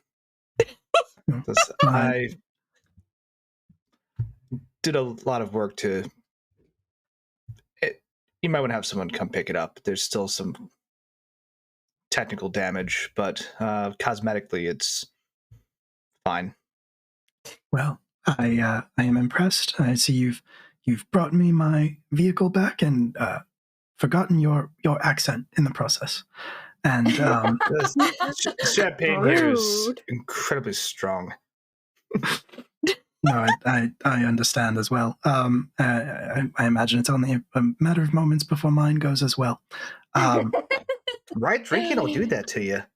I'm under the impression that you are here more in a professional capacity, maybe to make sure that everything is safe. I came to enjoy the music. I apologize for assuming. I that may have been presumptuous of me, but I thought if you'd like to, you could maybe examine some of the security measures in place with some of my men in charge, just to evaluate them for any more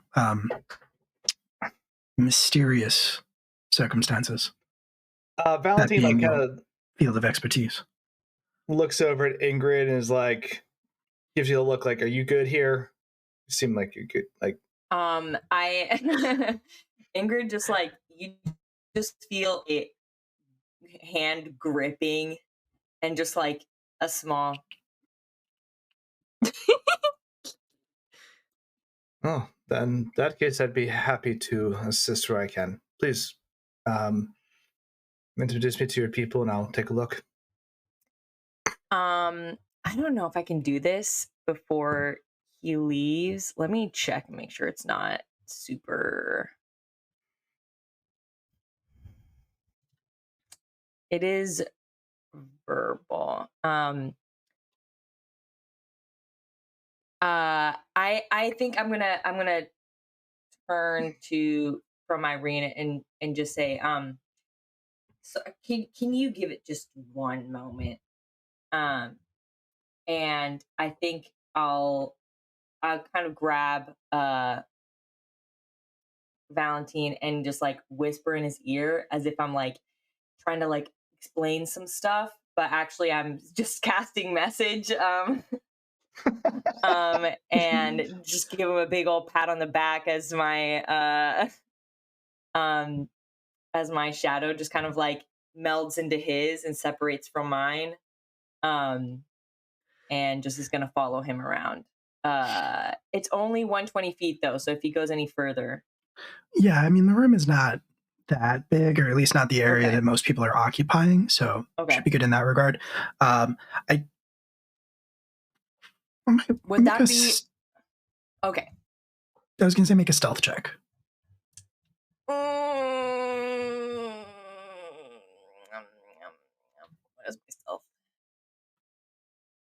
What is my stealth? Where is stealth?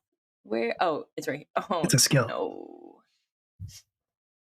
Oh no, it's not very good. Oh no. Only +1. Oh no, it's not very good. Oh no. Oh no.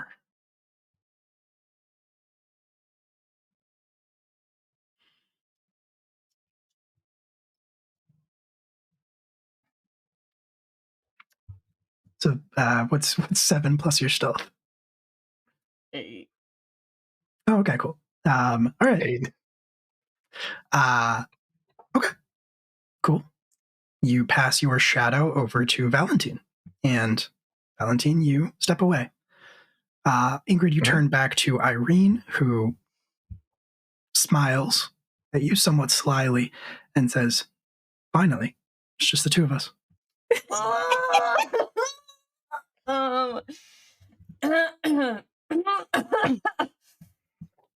Grab another champagne flute off of a tray and offer it to you.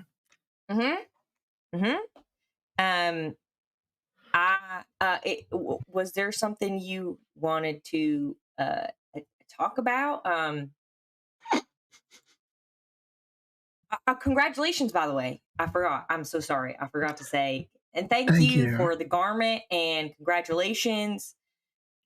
It's a lovely party. Everybody is dressed real nice. Thank you for the congratulations. It's been a long headache of a process, and I'm very glad that it's finally behind us and we can begin moving forward. I do wish things had worked out differently, but How come? What do you mean?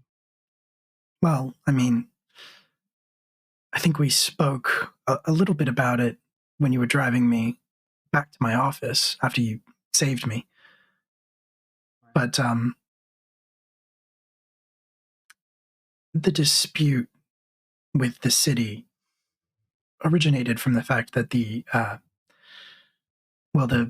land immediately next to our building was somewhat under occupation, I suppose. Mm-hmm. Some of the more or less fortunate members of your city, but it's not a place fit for humans to live, frankly, and I'm looking forward to pouring more resources into the city to help ensure that people don't have to live on the street or in tent cities next to buildings. Well, that's mighty nice of you. I yeah. I'm so sorry. I'm sure you don't want to hear about any of that. Do you No, care to dance? Oh, I don't know if I can really dance. I know. I just know how. I mean, I can. I'll do my best. It's quite simple. Just follow my lead. She will take you by your hand, kind of pull you out onto the dance floor. Yeah, it's like a very sort of soulful jazz tune. So you're kind of more just like swaying back and forth than anything else. Okay. Like an awkward middle school, like maybe at first, but I think she'll if Ingrid is particularly stiff about it, she'll laugh a little bit and then she'll kind of like move you into like a more comfortable position, basically. Like put your arm around her hip, etc. I think she would be kind of stiff about it at first and then say, I'm sorry, and then you just like take the jacket off. Yeah. It's like, I don't mean to be rude. Is the I can't coat rack or something? It's just I'm not used to. It's nice. There's somebody there to take your jacket from you, like as soon as you take it off. Like one of the dudes in the suits is right there to take it from you. As we're swaying, can I do like a quick perception check? I don't know if that's even a good skill that I have. It's okay. Or yeah, to see like if I can, like, how many of these dudes in black suits that are clearly security are around here. It's a fancy party, but what? Roll perception. okay. I'm trying to see how beefed their security is. Oh, here we go. Perception is this tree.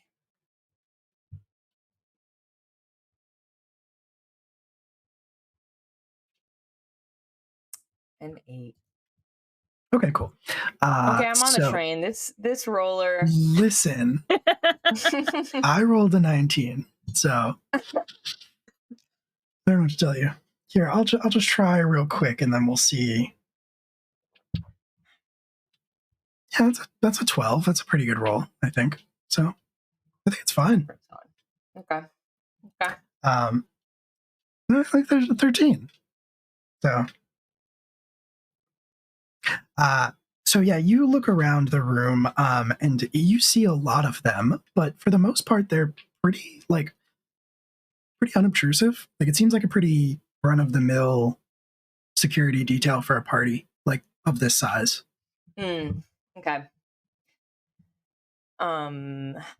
I think then as we're dancing, since it looks kind of like more chill, I would turn to her and say, um, you're very intriguing woman. Um, I it's clear, and you don't have to lie to me, but it's clear that you understand certain things about this world that perhaps others don't, or perhaps others care not to. Uh, w- when did this? Has it always been like this for you?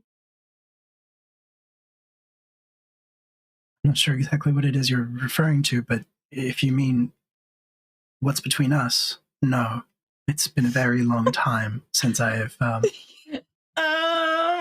met someone That quite as fascinating as right? No, you. that's not what I was talking about. But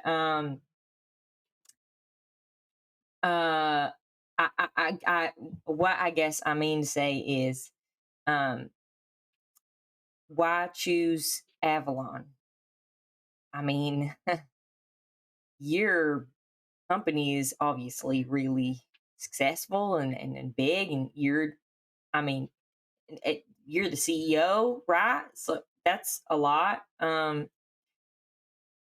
why this tiny town? There's not really much to offer here. There's not even that much land to expand upon if you really wanted to keep going with your business.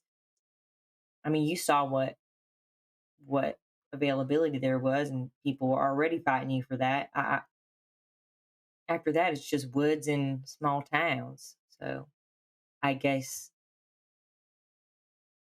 why? Why here? If you don't mind me asking. No, of course not. Well, it was more largely a question of where could we do the most good, and at the same time, what would make the most sense for the business? What would be the cheapest and the place that could use a sudden influx of jobs or anything like that? Uh, Avalon seemed, well, the best of all worlds, really.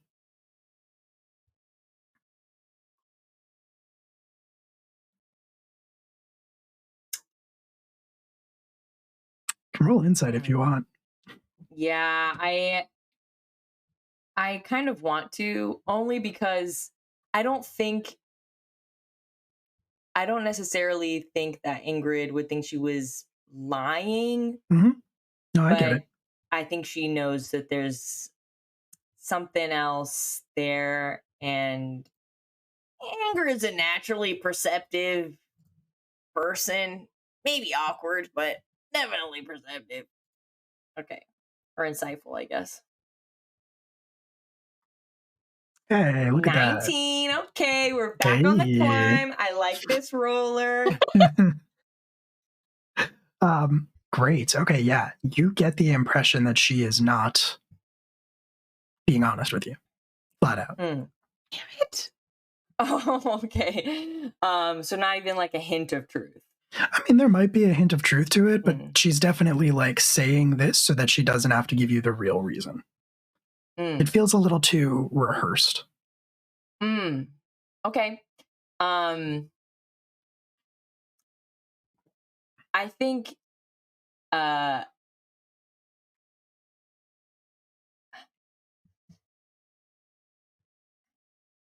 Irene,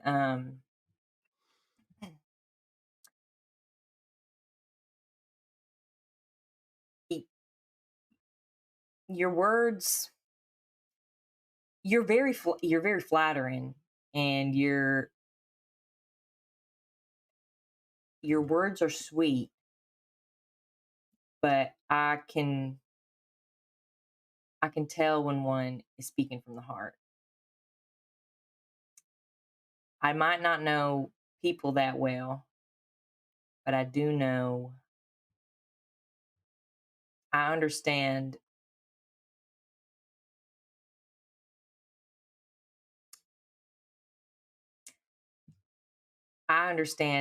looks and sounds and eyes and meanings that could be from any creature.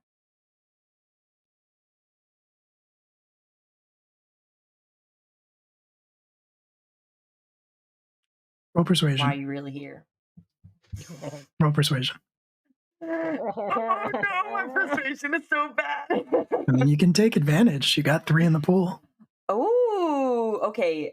I will, because I only have a +0. So, damn.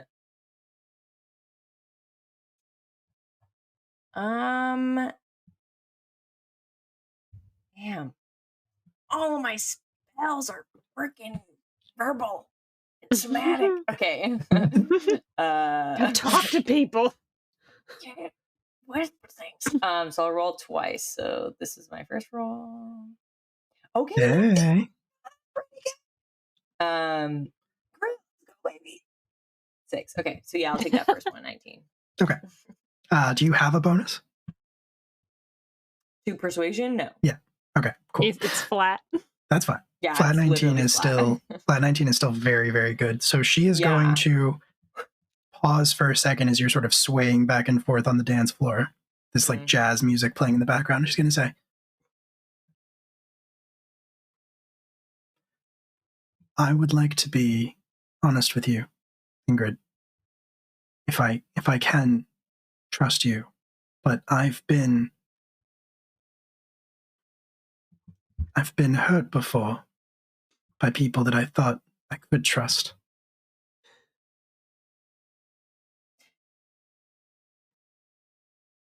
I don't know if you've ever met someone who can see the truth within, you know? There's more to life than what we can see with our eyes.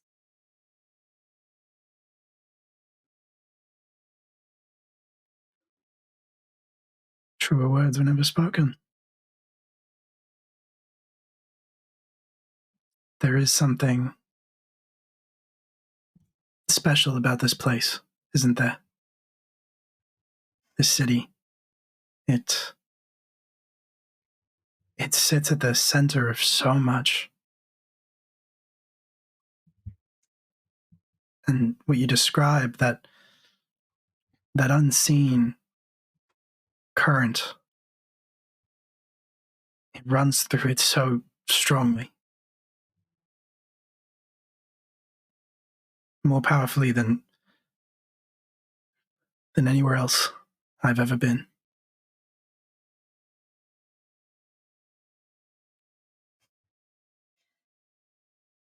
So you can feel it.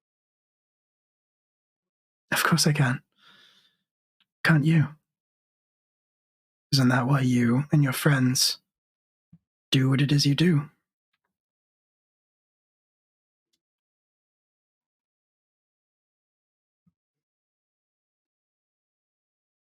Maybe you have come to the right place. I think so. I think I have, and it has been a long, hard journey to get here. But I'm starting to think that Is that why you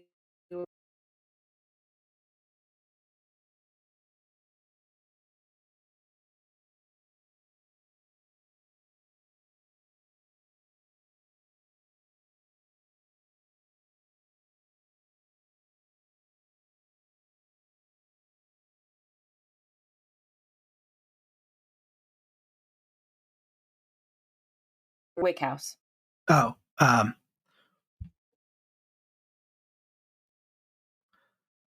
I'm still very much trying to figure things out.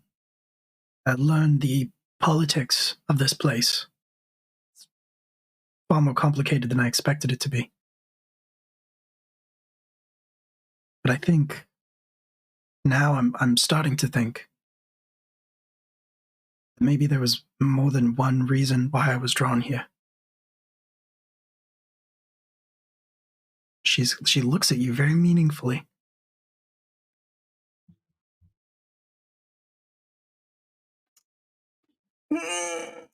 Um,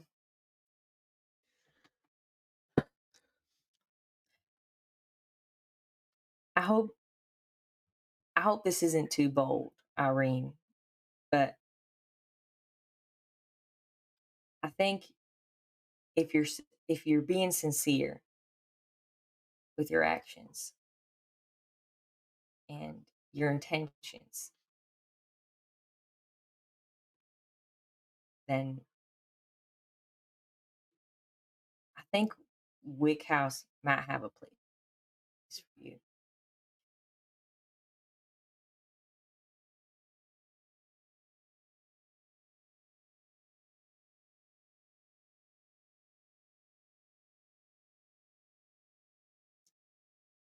And Wick House, Avalon,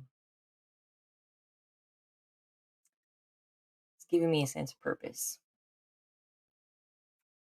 beyond just admiration and, understandings of nature. There's more of a connection. There's more of a meaning behind what I do now. And I think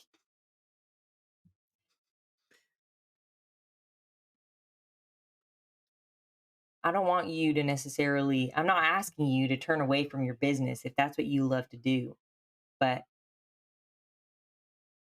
I would consider you not get so bogged down by the politics and what it is that is tangible of this world. And instead, try to open your mind and your heart to maybe what is, like you said, the unseen current.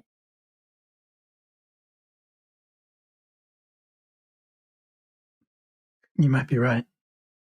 And everything you are describing sounds wonderful. It sounds like everything that I've ever wanted. And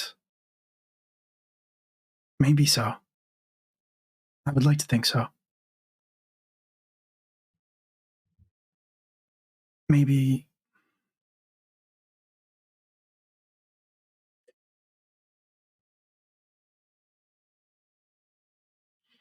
who knows?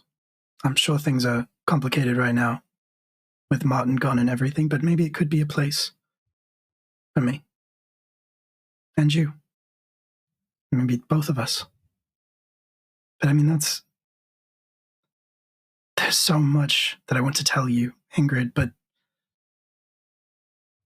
could it wait for another day? Could we just enjoy tonight?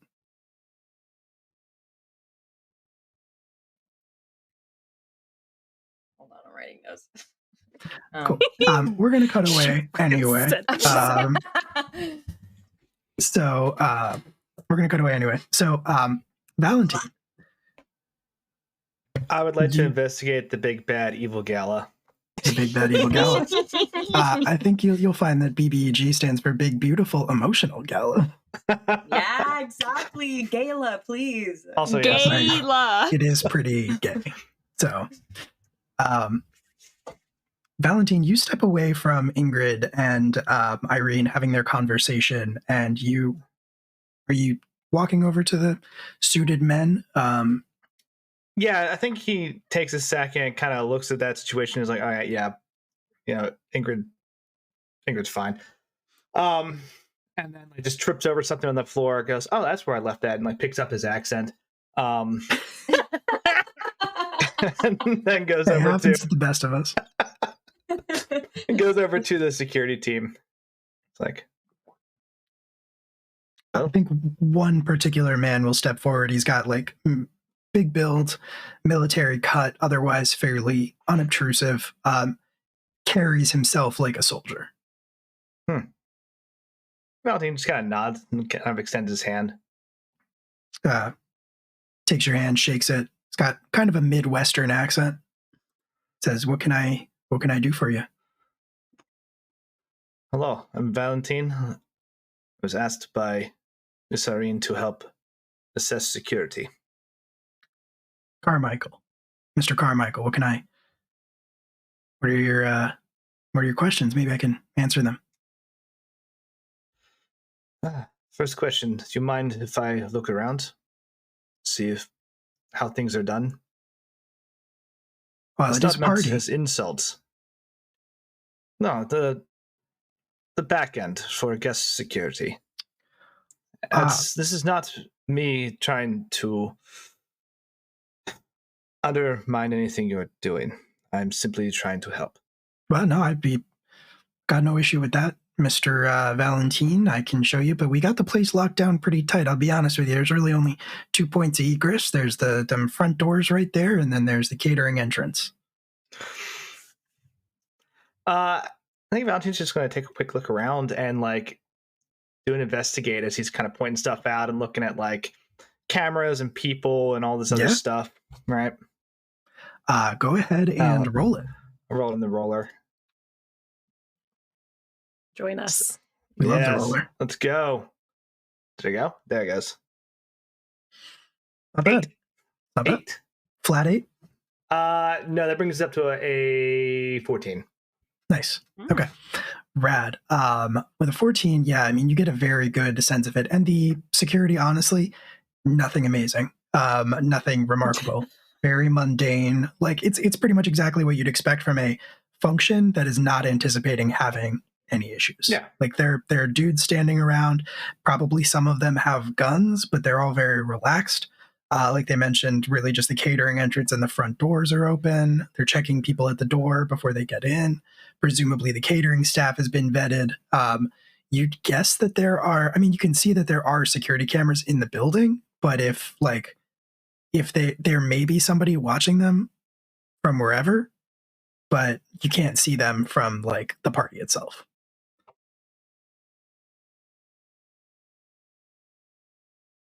I think Valentine just kind of like looks around and nods approvingly. Like you said, this is perfectly valid for like a gala party. They're not prepared for war. Like that being insanity. So like they've got security. People are armed. They're doing their stuff they're supposed to do. And he just says,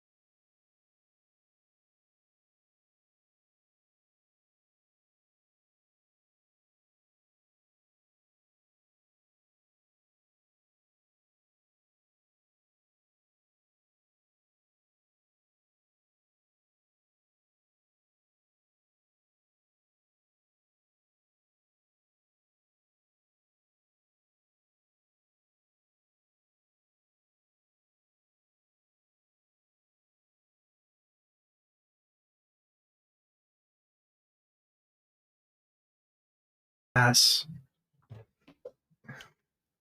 See what we can do.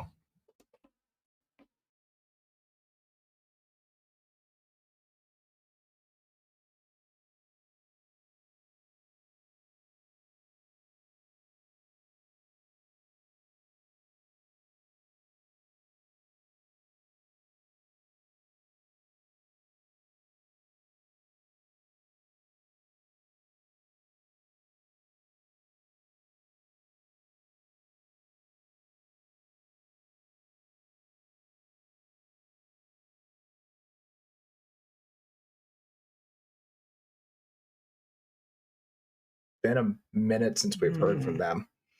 So I assume I don't know if my phone has reception here or like, you know.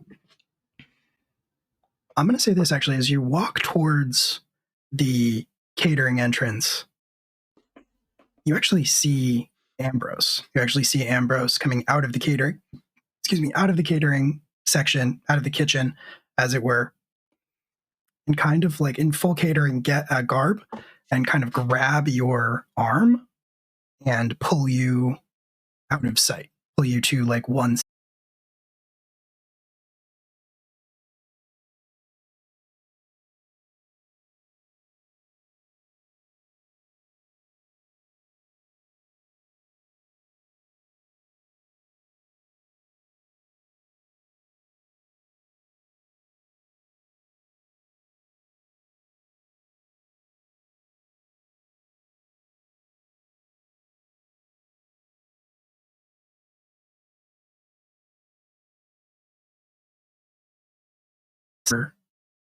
We were wrong about this whole situation. We were wrong about all of this. Okay, and he points as they point across the gala floor to where Irene and Ingrid are dancing. It says, "She is not the good guy in the situation, Valentine."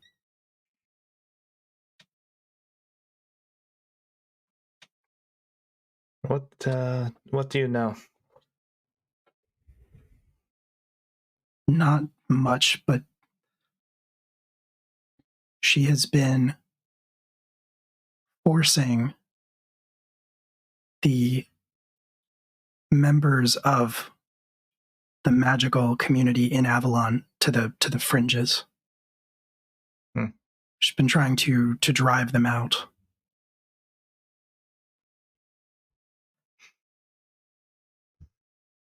I see. I kind of like take a look over Ambrose's shoulder. Where's Hazel?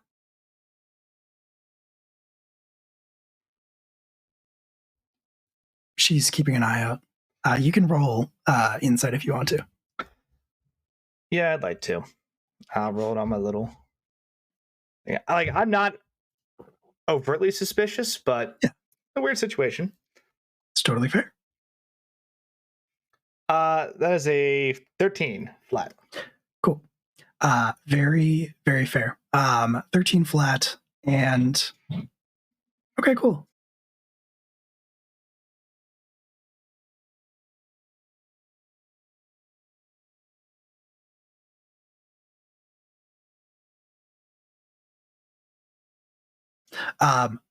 Very cool. There's a moment of hesitation before Ambrose says she's keeping watch. That strikes you as strange. And then I think you're actually gonna notice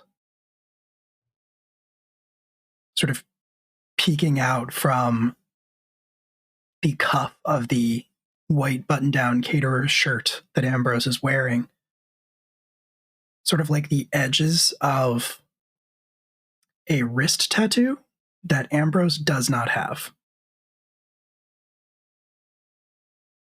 You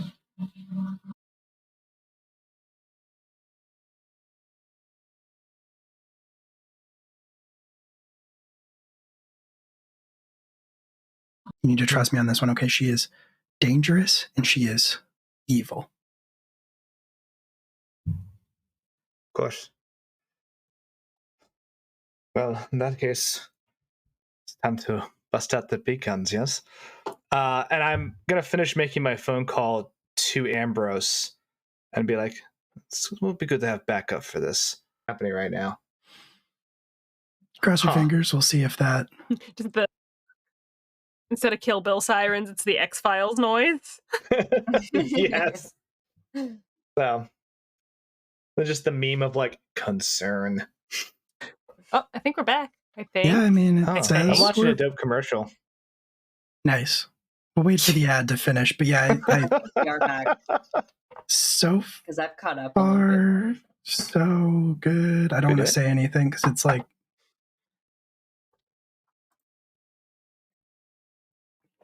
still just not nearly as successful. We'll post it on our Discord again. So yeah, I mean, it'll do that.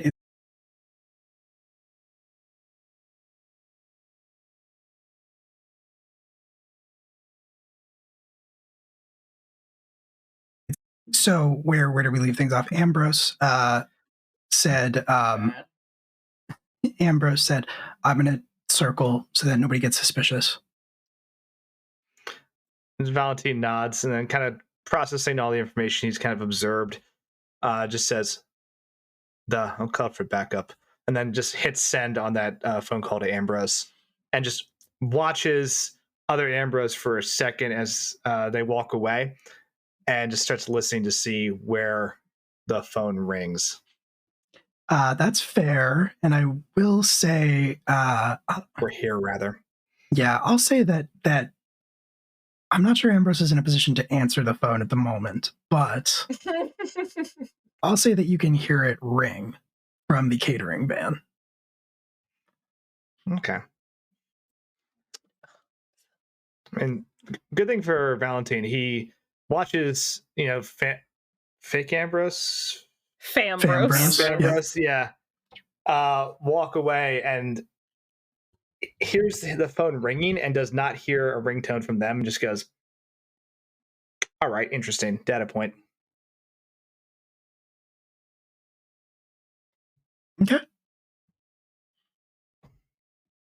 Is that all you're doing? To clarify, can I hear the phone ringing from the van? Yes. Shambrose is very good.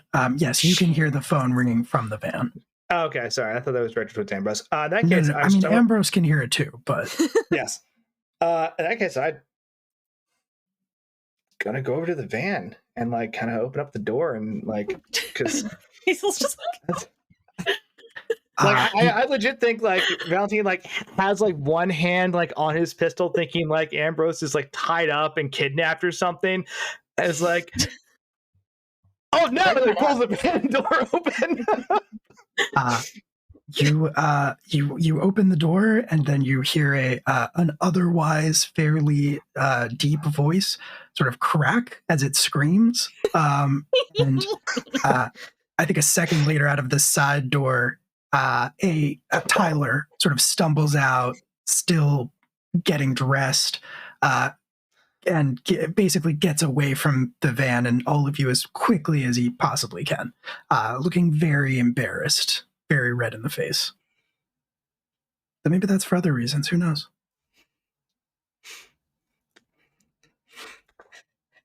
just camera pans 2 steps over and Hazel standing there like this. What are you doing? I had a plan. What are you doing? What's happening right now? Ambrose was getting us uniforms so we could sneak in.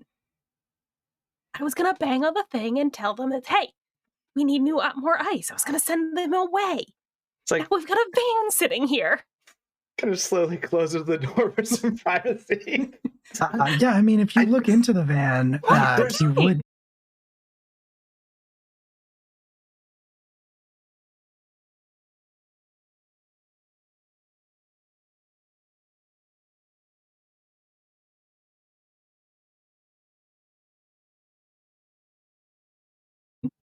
No, why would we be hurt?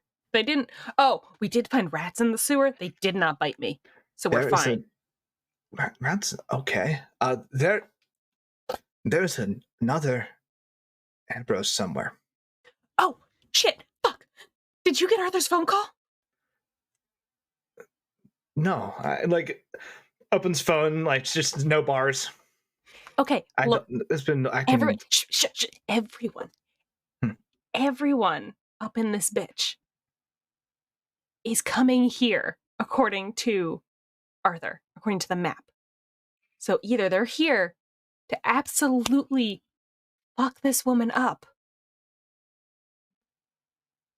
or she's calling them all here for some reason. What's going on in there? Does it look like a hellish pagan orgy? Ambrose, are you getting out of the van? It looks like a gala. Ambrose, yes, Ambrose is getting out of the van, probably pulling their clothes on as they do so.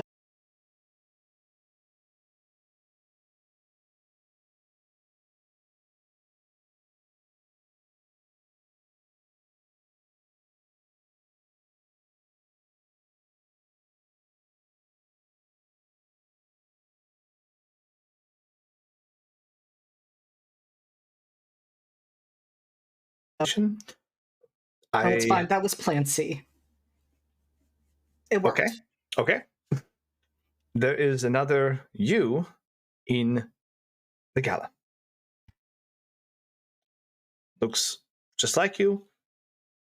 Some tattoos that are not yours. What do I they thought do? they believe Irene is bad and are going to take her out. I thought you, Ambrose, were in danger. I called your phone. I hear it ring in the van. I think you're tied up in the back. I was right, but not correct, if that makes sense. Yeah. No, that summarizes it perfectly. So I am sorry. I'm fine with it. I'm glad you're okay. Yeah, a little disappointed, but that's fine. That's not what Is he we're here bad? for. You know how those straight men can be. Oh, you're straight. Hmm. Mm. They're always straight at first. Wait, is We should Ingrid get- still in there? We should get back to Ingrid. She is in there with Irene and probably very much in danger. Yeah. Okay. So So I can't resist a cutaway that good. Yeah. So we're gonna shift back into the gala, and where you are still sort of slow dancing together, Ingrid and Irene. Unless that's changing.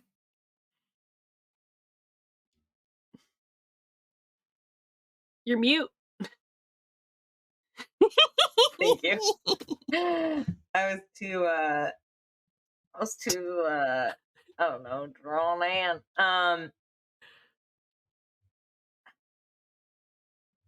I think I don't know anything that's going on, so I think she turns to Irene and says, "All right, Irene. But just tonight. Honestly, I know it can be nerve-wracking and I know it can be scary, but becoming and understanding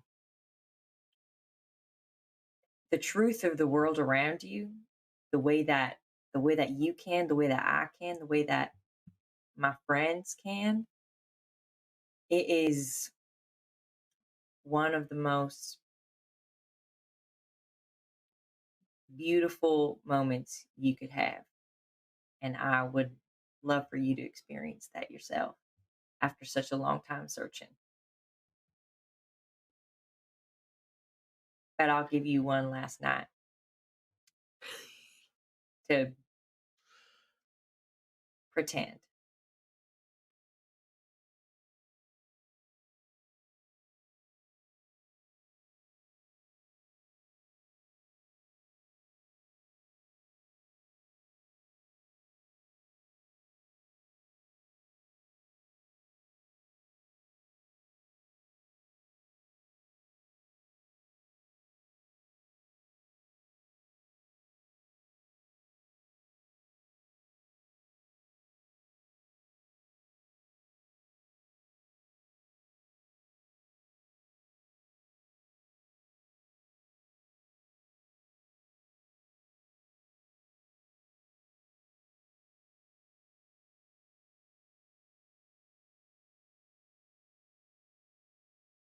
Ruin this beautiful moment. It's fine. I'm not gonna ruin it. I'm just gonna.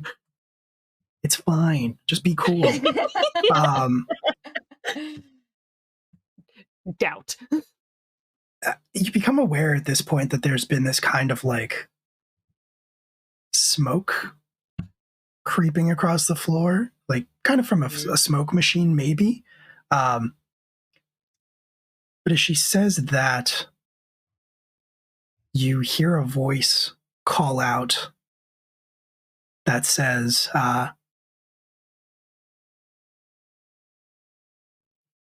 "But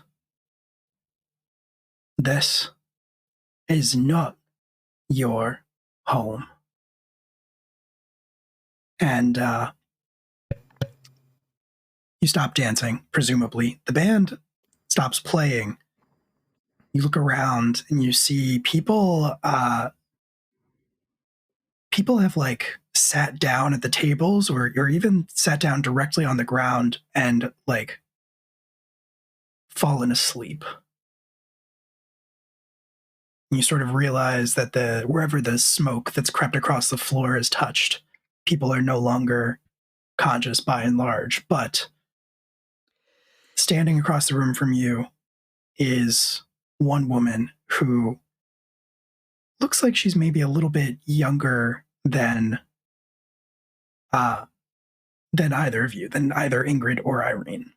She's wearing this sort of like long, black, elegant dress. Her hair, which is similarly black, is up in this very complicated design. She's jewelry, silver jewelry, sort of glittering at her throat and on her fingers. She's wearing these very tall stiletto heels. Oh, good for you, girl. And Yeah. she looks absolutely furious. Mm. She says, "It's not your home. It's our home." And another voice from the front doors chimes in at that point and says, "It is. It's our home." You see this woman who looks to be unhoused, dressed very much for the cold weather, layered up, big jacket, hooded sweatshirt with the hood pulled up.